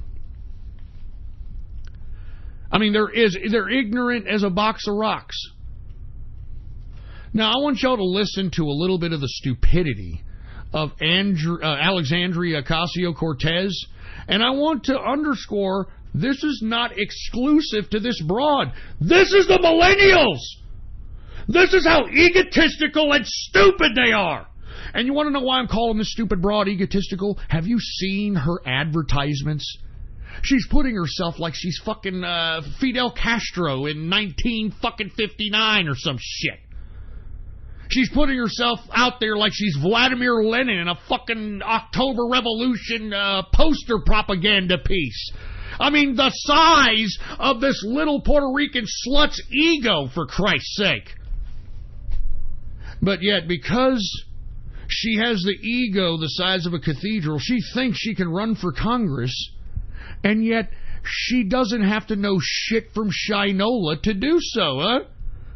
Anyway, let me go ahead and put a clip here of Ocasio-Cortez showing off her wares and her intellectual prowess in throughout a whole bunch of interviews. Okay, let's go ahead and throw this on, engineer. Throw it on. You use the term the occupation of Palestine. I think what I meant is like the settlements, places where Palestinians are experiencing difficulties. Do you think you can expand on that? I am not the expert on geopolitics on this issue. What you just said is one of the most insanely idiotic things I have ever heard. We're here in Kansas City to rally for Brent Welder. We're going to flip this seat red in November. Unemployment is low because everyone has 2 jobs. At no point in your rambling, incoherent response were you even close to anything that could be considered a rational thought. Just last year, we gave the military a $700 billion budget increase, which they didn't even ask for. She's confusing the entire military budget, Pete, with the increase. Capitalism has not always existed in the world, and it will not always exist in the world. Everyone in this room is now dumber for having listened to it. It shows that Medicare for All is actually much cheaper than the current system that we pay right now. Nancy Pelosi, do you recognize her as the leader for the House Democrats? Of course. I think absolutely right now, you know, she... Go ahead, please. She is the leader of I award you no points, and may God have mercy on your soul. The future of the Democratic Party, ladies and gentlemen. The future of the Democratic Party right there. Alexandria Ocasio-Cortez. Now, you know what her latest gig is doing. She's trying to hide her ignorance now. She's had 3 speeches in which she has conducted with her so-called followers out here, and she has banned media coverage. She has banned media coverage of her speeches. And why is that? Because like most millennials, instead of actually studying and knowing shit, it's better just to hide it and pretend like it doesn't exist, etc. All right? I mean, unless we forget, folks, that Ocasio-Cortez, I know she tries to claim that she is I'm a girl from the Bronx, bitch. She grew up in Westchester County, one of the richest counties in America, okay? She went to Boston University. Okay, you know how much Boston University costs to go there? I think it's like $50,000 a year. $50,000 a year to go to Boston University. And this broad, believe it or not, majored in economics and international relations.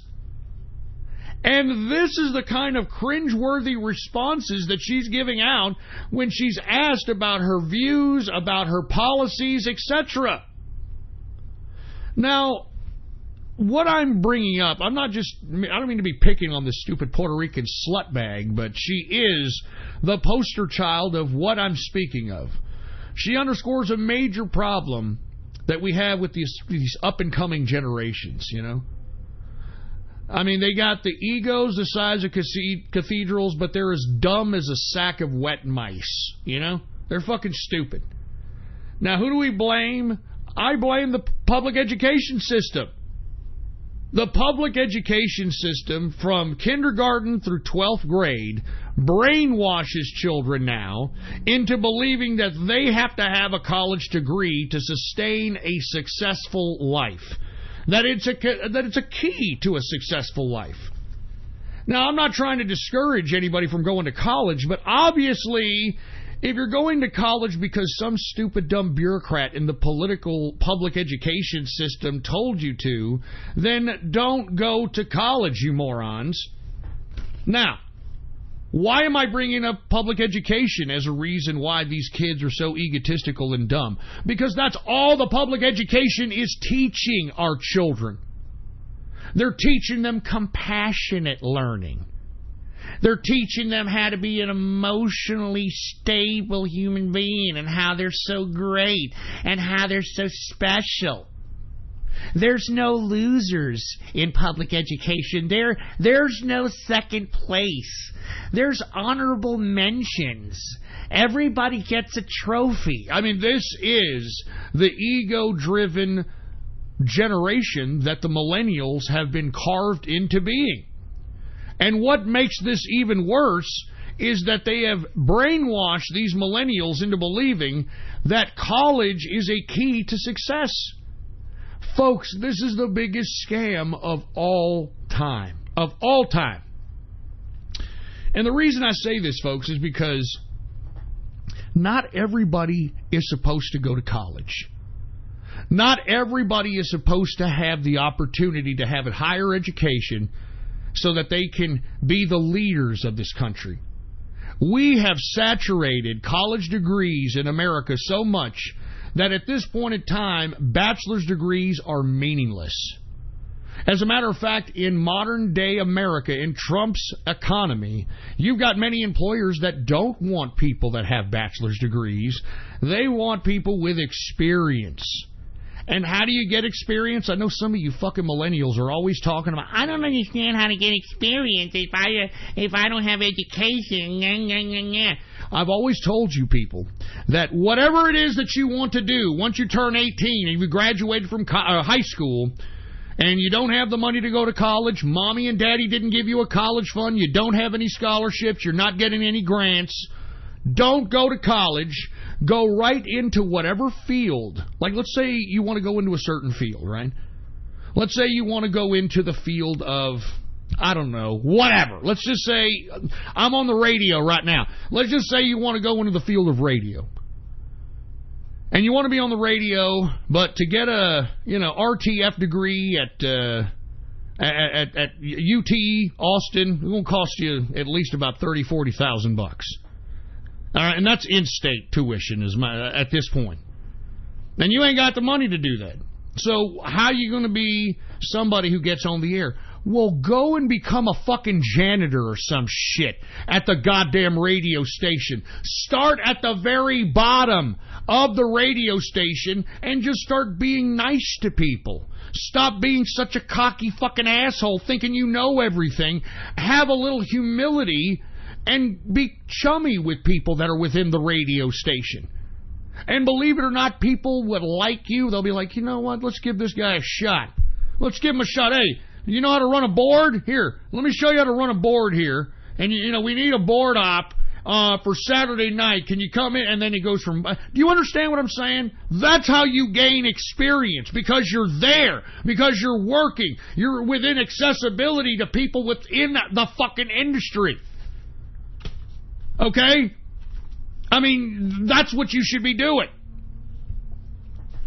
Did you know, folks, that in 2015, and this is the only stat I've got of this type, but 2015, almost 70% of bachelor degree recipients were in college debt? Can you believe this? Huh? 2015, 70% of bachelor degree recipients were in college debt. And you dumbass young people are so fucking stupid. You all love Obama as if he's the second coming. Because why? He happens to be ethnically ambiguous. That's the only reason why you like Obama. Because if you really knew something, which you really don't, and I want to be honest with you folks, the current system that we have for college incentivizes the higher education professors to dumb down students. To dumb them down. And the reason I'm saying this, folks, is because if they actually had the knowledge on why college debt has become such a burdensome aspect of their lives, they can go back to 2008. Because 2008, folks, the student debt of the entire American country was a mere $450 billion. That's it. Before Obama, the national student debt for everyone who had college debts was $450 billion. Now, that's a lot of money, but it's still manageable. And that goes to show you that there wasn't that many people in debt, that 450 billion mark can be somewhat taken down or written off or something. I mean, 450 billion is nothing when you're talking about government expenditures. Well, guess what? When Barack Obama took power, the first thing he did was nationalize the college debt, nationalize student loans. And because he nationalized student loans, he used that nationalization of student loans as a means of generating income for the government to offset some of his other ambitious plans like Obamacare and, all this other spendthrifty crap. Folks, I want you all to know that I just told you a statistic. Before Obama, the national student debt was only $450 billion. After Obama, folks, $1.5 trillion after Obama. That's the national student debt nowadays, folks. Before Obama, and you got to think, folks, before Obama, that $450 billion figure was incorporating all student debt for that, past 40 or 50 years? So 40 or 50 years worth of college prior to Obama only culminated into $450 billion worth of debt, of national student debt. Now Obama came into power, and that national student debt grew from $450 billion to $1.5 trillion in student debt. And that's spread out to about 44 million idiots that were brainwashed by the public education system into believing that a key to successful life is college. And you see, folks, prior to Barack Obama nationalizing student debt, you could write off student debt in a bankruptcy. So instead of having to pay on your student debt for life like you do now, because now that it's connected to the government and you've got a student debt, they're going to dock it out of your pay if you go and get a job. They're going to take it out of your pay like they take out Social Security. So prior to Obama, you could literally write off all of your student debt on a bankruptcy and never have to pay on it again. But you can't do that anymore. And you can thank Barack Obama for that, and each and every one of you young people that love this man and thinks he's so fucking great, he's the one that put you into financial bondage before you even got a fucking job. And you people are out here praising this idiot like a fucking moron. And let me tell you, this is one of the biggest scams ever put on the American youth in world history. Because what the interest that is being gained off of this $1.5 trillion that is the national student debt, the interest is paying off Obamacare and all these dumbass, ridiculous, or at the time, ridiculous Democrat policies. And you know something else? On top of Barack Obama forcing you to pay for your student debt for the rest of your life, he's forcing you, or at the time, he forced you to buy health insurance. And because you're young, you're probably never going to see that health insurance be used for at least a good 10 years of your life. You're being used so that you, the young people, the millennials, could take care of the sick and the old. So on top of this son of a bitch putting you all into financial student deficit bondage before you even went out to work, this guy throws on that you have to pay for health insurance if you're a young person. So do you understand what you young people have been? You've been fucking used. You millennials have been used, but you know what? You're so fucking stupid that you can't even tell the difference. You know that? You're so fucking idiotic, you don't even know. I'm not kidding around. You people need to realize that you millennials have been ripped off, and the only way that you're going to rectify this situation is not by coming into the chat room and spamming the word nigger like some stupid 4chan petulant fucking autist. All right? It's by taking control of the institutions of government itself. Now, I want to be honest with you. I think that you millennials are pretty much done for. You're a wasted generation. As a matter of fact, I mean, you know, I probably would not hire you millennials because, I mean, just look at you people, you know? Just look at you. I mean, you accomplish nothing. You do nothing.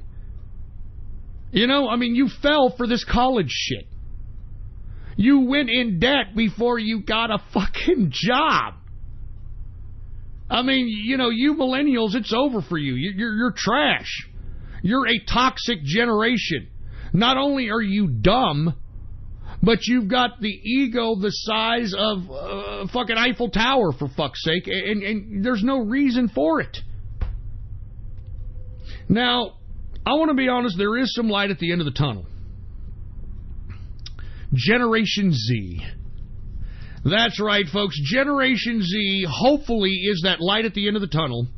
Because by next year, 2019, Generation Z will take over the millennials in global population. Generation Z next year will comprise of 32% of the entire world population of 7.7 billion people.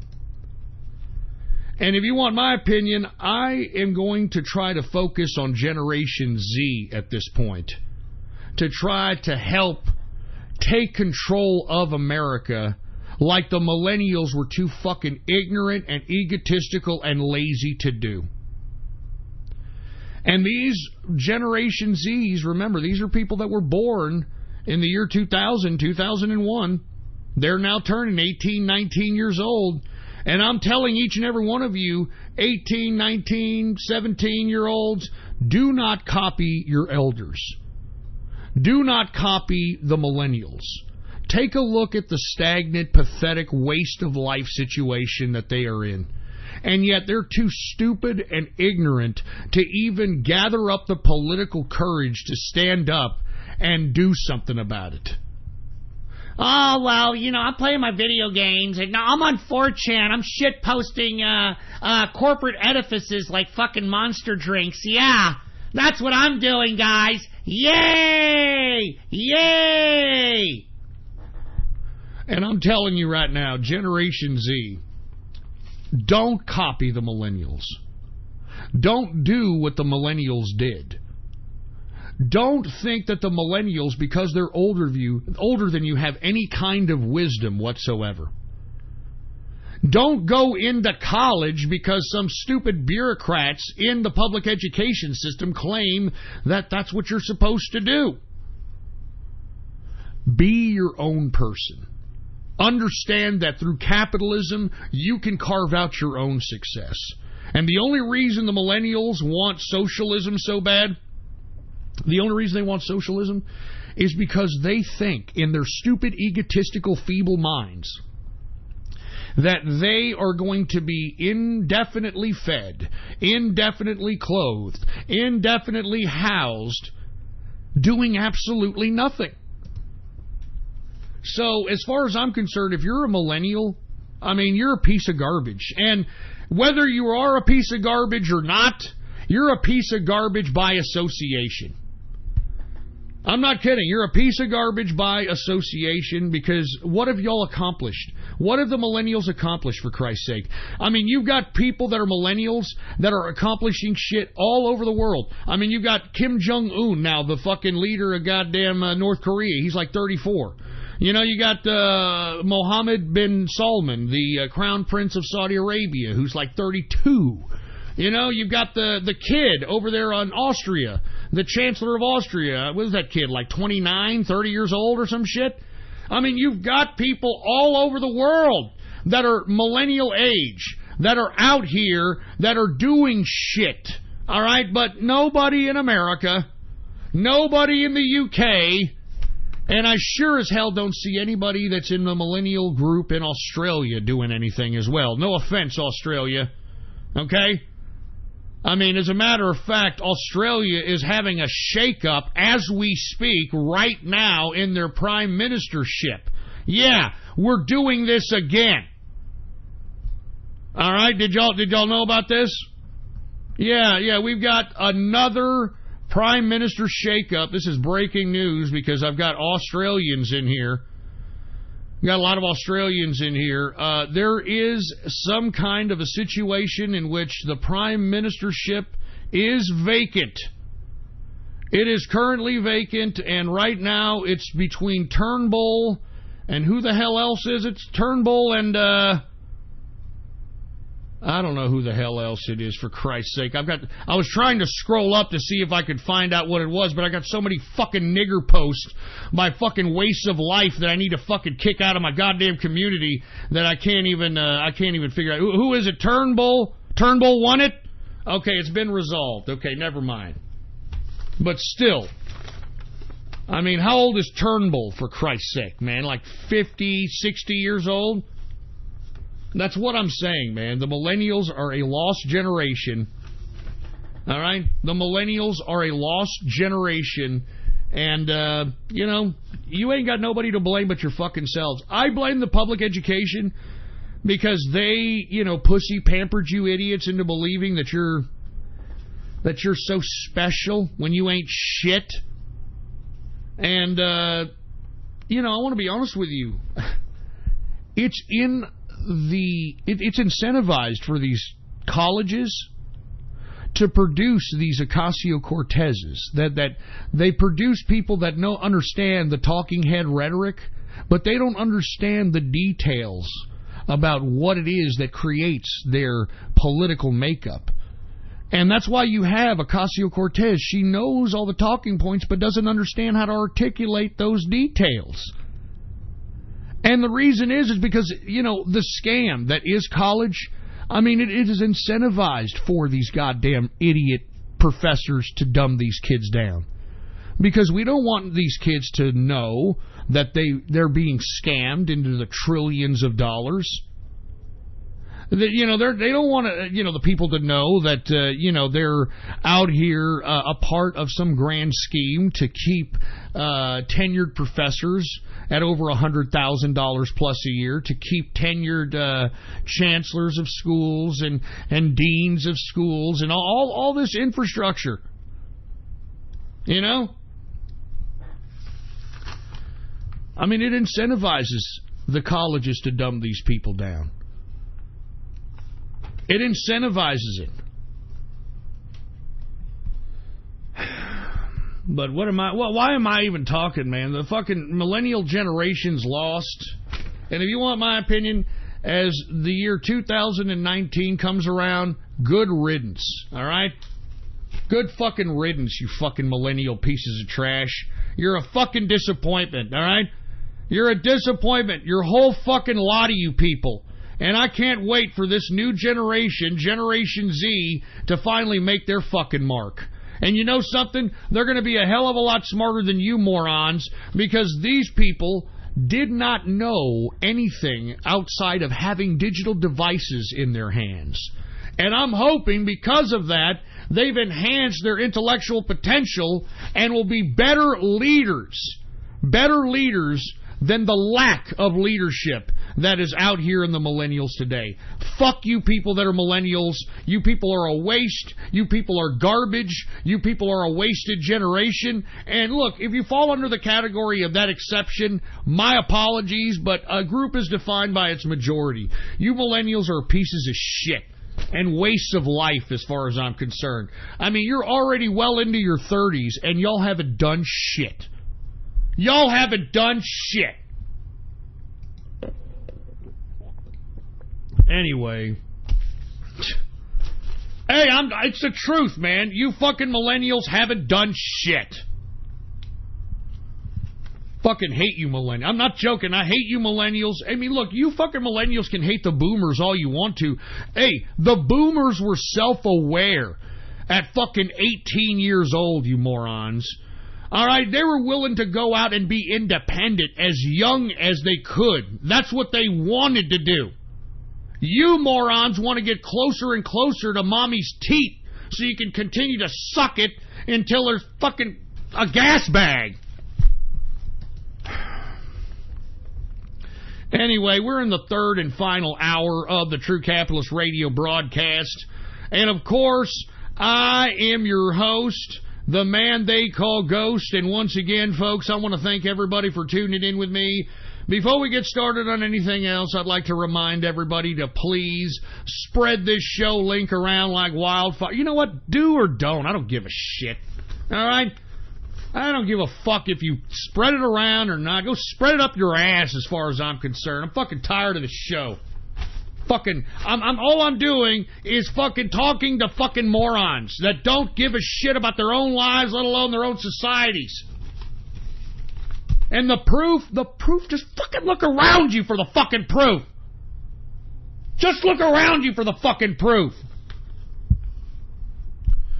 Anyway, follow me on Gab if you want. I don't give a shit. Politics Ghost is the name to follow. Politics Ghost. And once again, folks, you know, if you want to buy something, if you don't, I don't give a shit. Ghost.market is the goddamn website, all right?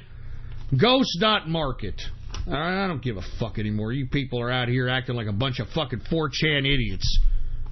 For Christ's sake, fucking autistic idiot. We got rid of these autistic tards, and guess what? We got a whole new crop of them that just came out. You know, it's like, hey, I'm going to act like a fucking autistic tard.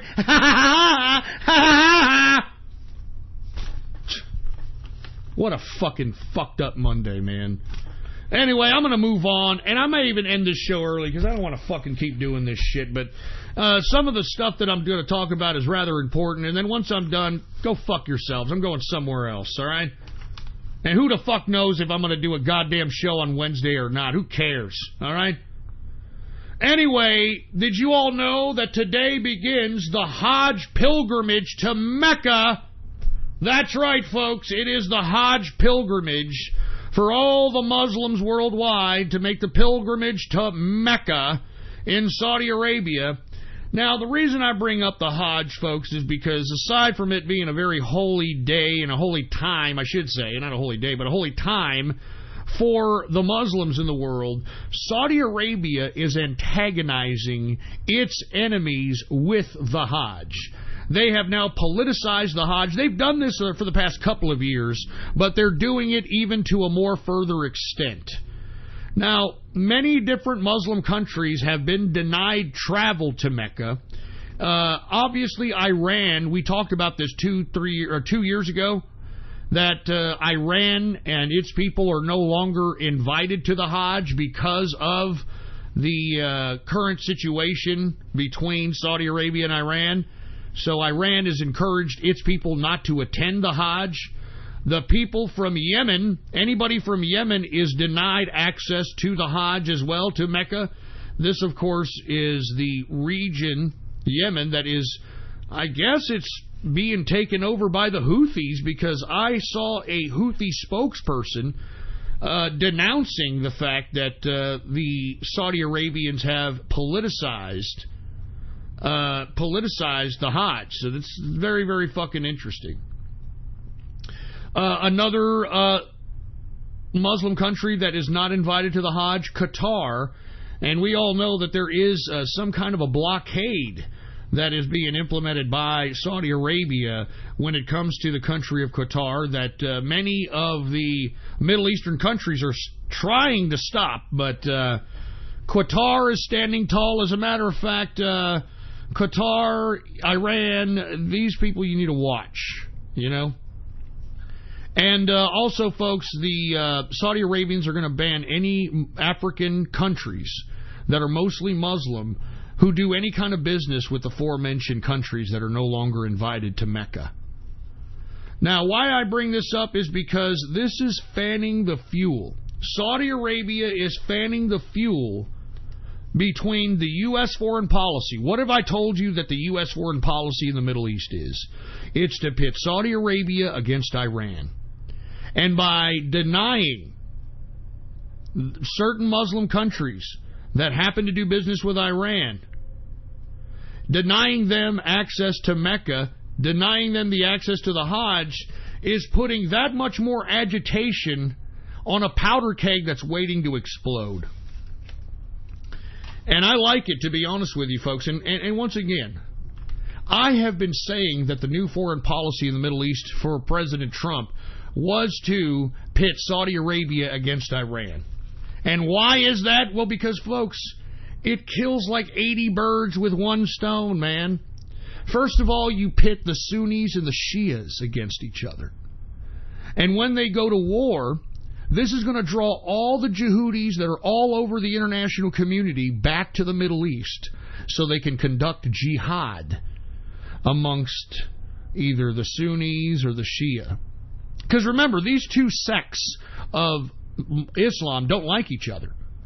The Sunnis do not like the Shia doesn't like the Sunnis, and I don't want to get into the technicality on why they hate each other. It's the way they interpret Islam, believe it or not.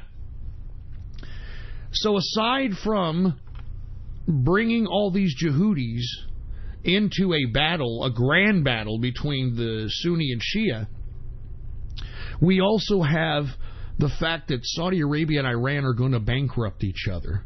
Now, right now, Iran is already in a precarious situation economically. So if there happens to be a war that kicks off, I don't think that Iran's going to have sufficient enough funds to be able to pay off its military, let alone support its people in its homeland, which is what the fucking military would be fighting for to begin with. So this is a very interesting turn of events. And by the way, folks, another bird that it kills, it thins the herd of the Islamic world. It thins the herd of the Islamic world. Now, I know all these reasons that I just mentioned to you may sound barbaric, it may sound cruel, but that's life. Do you understand? How else is one supposed to deal with 1.3 billion Muslims? And they keep growing. And many of these Muslims are very fanatical, are very fundamentalist, and, we need something to either thin the herd, or they're going to get into such a hard battle and they're going to kill so many of each other that they're finally going to realize, why are we fighting? Why are we doing this? I don't know why we are fighting. Why are we fighting? We are a Muslim. I don't understand. Why are we fighting? So this is why we have the foreign policy in the Middle East of pitting Saudi Arabia against Iran. And as I stated in many of the previous broadcasts, during the Bush Jr. administration and during the Obama administration, they decided that they were going to use the Islamic militant jihadist assets that they had in the CIA and in the black operations against the United States. Now, why did they want to use Islamic assets against the United States? Because the people in power at the time, both George W. Bush Jr. and Barack Obama, had an objective at hand that wasn't necessarily theirs. They were just doing the bidding of the true underlying force that controls the United States. Now that we have Donald Trump in office, and Donald Trump, believe it or not, comes from that top elite stature, that elitist level in which controls the entire world. And I've always said throughout my broadcast that we have to have a revolution from the top down. And that's exactly what Donald Trump represents. So now that Trump is in office, it's no coincidence, folks, that ISIS is no longer attacking United States interests. That ISIS is no longer threatening America. That ISIS is no longer sending us videos in which they're chopping heads off, threatening Americans. Why? Because what Trump said in 2016 when he was going to wipe out ISIS, and he was so confident in saying it, it was because he knows that the CIA The black operations of America. They funded, trained, and armed ISIS. There are assets, folks. I mean, don't you understand? These jihadists and every jihadist worldwide is our black operation CIA asset. They have been ever since the Russian-Afghan war, folks. I mean, we're the ones that funded the Mujahideen. We're the ones that trained the Mujahideen. We're the ones that gave the fucking surface-to-air missiles and all the other armaments to the Mujahideen. I mean, that's where all this comes from. All the Al-Qaeda, all the ISIS. This is where all this comes from. It comes from the assets that we created in Afghanistan during the Afghan-Russian war. And since Trump took office, haven't you noticed you don't hear shit from ISIS anymore? Because he canceled their fucking CIA contract and are now dispersing those ISIS assets to elsewhere in the world. Now, I mean, I hope that you people understand this. That this is what's happening. That the President Trump is taking a whole new approach. And instead of utilizing these jihadist assets against the United States, he is going to use them against America's enemies. I mean, let's take a look at Afghanistan, for instance, okay? Afghanistan right now, because this is the Hajj, and the Hajj, I think, is supposed to commemorate the birth of Muhammad and the pilgrimage to Medina, whatever the fuck, all right, or whatever. But it's supposed to be something very holy. Well, I've been reporting here for the past several shows that the Taliban has been majorly hitting up the Afghan government and Afghan outposts for the past couple of months. And we don't hear too much about it in the mainstream media. Why? Because the policy to Afghanistan has changed. The United States is no longer going to protect wholeheartedly the Afghan government that we have attempted to put up for the past, what is it, fucking 17, 18 years? 17 years, whatever the hell we've been, however long we've been in Afghanistan. This government has proven that it not only cannot protect itself, but it's corrupt. It has yet to enhance the civilization of Afghanistan. And the only reason why that the Afghan government is still around and still has any kind of legitimacy is because the United States troops are there backing them up. Now, there's going to be a new policy towards the Taliban, folks, and we've already discussed this, and Trump and his administration has already made this public. We are going to now have a different policy against the Taliban. We are going to allow the Taliban either to integrate itself with the current governance structure, or if it's going to legitimately take power, it's going to have to take control of the government by force. And as you can see, folks, the Taliban is attempting to very, very aggressively take over the Afghan government. And the only thing the United States is doing, if fighting gets too harsh, is occasionally doing some airdrop of some bombings just so that they, and I mean the Taliban, doesn't completely run over the goddamn Afghan government. Now, when the Taliban takes over, folks, we're going to have an open door policy with the Taliban, meaning we're not going anywhere. As a matter of fact, and I reported this last show, we are going to privatize the military that we have in Afghanistan. Instead of utilizing American military assets, we're going to subcontract Blackwater and her killing machine, those mercenaries out of Blackwater, baby. And let me tell you, I think that this is a fabulous substitute to our current troops, because our troops have done a lot. But they are under the Geneva Convention, and they have a lot of constraints on an international basis that prevents them from conducting war in the way war is supposed to be conducted.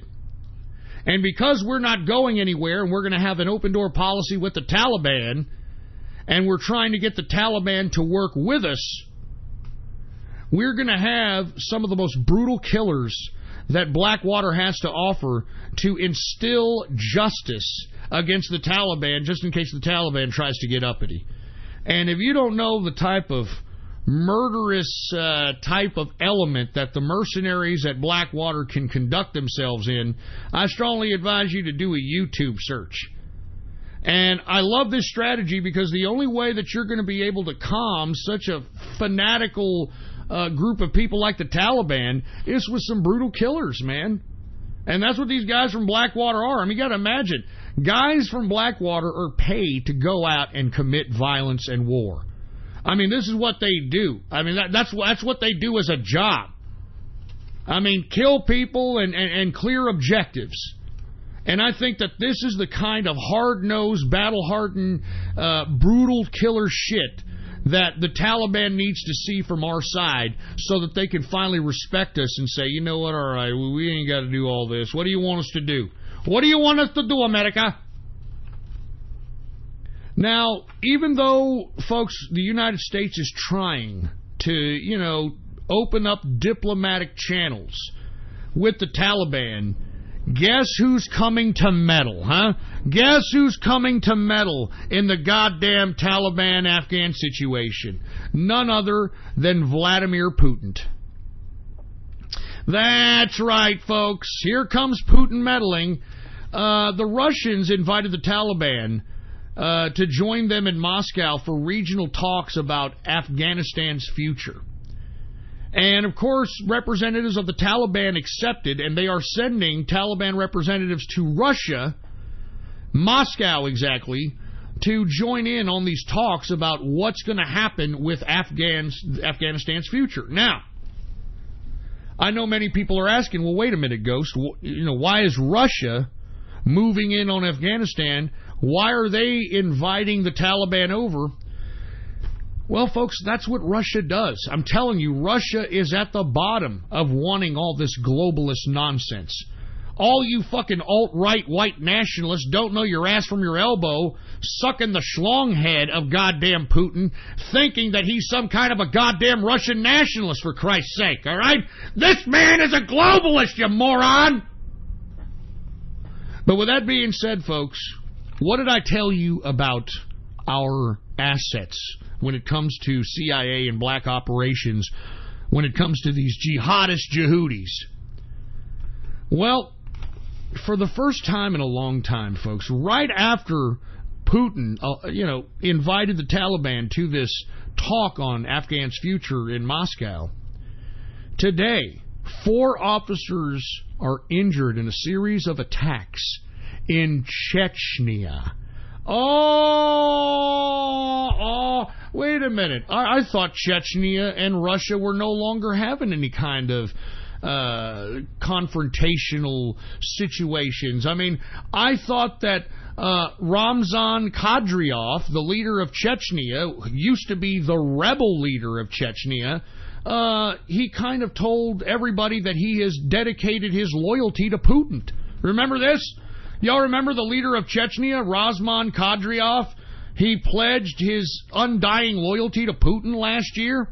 And remember, Ramzan Kadyrov is one badass, Chechnyan rebel that stayed in the fucking Chechnyan Caucasus Mountains for fucking 5 or 6 years fighting the Russians until Russia had to capitulate and acknowledge Kadyrov as the fucking leader of Chechnya. Yeah, and believe it or not, Chechnya has white Muslims. I mean, that's why they call it the Caucasus region, because that's where the Caucasians come from. Now, the reason I bring this up, folks, is because this is the first time that any kind of violence of sorts has been unleashed here in a long period of time in Chechnya. 4 officers injured in a series of attacks. And guess who takes credit for these series of attacks, folks? Guess who's taking credit? ISIS. ISIS is taking credit for the hit job in Chechnya. Now, do you think that's a coincidence that we have ISIS all of a sudden in Chechnya? around the time that Putin is meddling in with our Afghanistan policy and inviting the Taliban to an invitation to travel to Moscow on talks on Afghanistan? This is not a coincidence, folks. I'm telling you, the United States is using its black operation jihadist assets against its foes. And this is the perfect example of what I'm discussing here, man. All right? Chechnya, once again, 4 officers injured. ISIS taking responsibility. So it seems as if that Ramzan Kadyrov, he may be in Mecca right now. It doesn't seem like he has that much of authority in Chechnya at this point. I mean, this attack, if you want my opinion, undermines the Islamic legitimacy of Kadyrov in the Caucasus. I mean, it was the hardline Kadyrov that was able to maintain what has been going on in Chechnya and the peace that's been going on there, etc. I mean, this attack proves that Kadyrov doesn't have, iron fist control over Chechnya. And it seems as if Russia is going to have itself a little bit of a Muslim problem once again. I mean, we've talked about that, right? We've talked about how Russia is going to have, well, now it's going to have a Russian problem, Muslim problem, excuse me. We talked about China having a Muslim problem, and you're hearing all about the Uyghurs out of China. All of a sudden, you've got Canada that could potentially have a Muslim problem. And they're getting their Muslim problem from Saudi Arabia. So as I stated, folks, we're utilizing our assets with the intention of using them against our foes. And this is why you're having all this restructuring of the global order. That's why, to be honest with you, you hear shit on this broadcast that doesn't become news until 2 or 3 weeks later. Because, folks, I understand what's going on in the international community. I'm not sitting here from a naive perspective. I mean, I'm a realist. I understand that politics is power. Nothing more. Nothing more whatsoever. Anyway, you know what? I'm looking at the goddamn chat room. Nobody's listening to the fucking broadcast. I mean, everybody's, I don't know, what the fuck are you idiots talking about in here? Any Brits online? The Royal Mail International tracked and signaled the DHL for shit. What the fuck are you idiots talking about? Anyway, I'm out of here, all right? And who the fuck knows? Maybe I'll be on Wednesday. Maybe I won't. Who knows? Who gives a fuck, all right? I'm getting the hell out of here. What a fucking stupid show. Episode number 607. What the fuck is it? I mean, obviously, it's the beginning of the Hajj, so we have all that fucking Habib energy coming our direction, for Christ's sake. You know what I mean? So it's the beginning of the Hajj. What is this? Fucking August 20th, 2018. All right? This is episode 607. What a fucked up, stupid, pathetic, ridiculous fucking show this is. So with that being said, I'm getting the fuck out of here. All right? And I'm getting the fuck out of here. Maybe I'll be here Wednesday. Maybe I won't. Fucking sick of this shit. I'm out of here.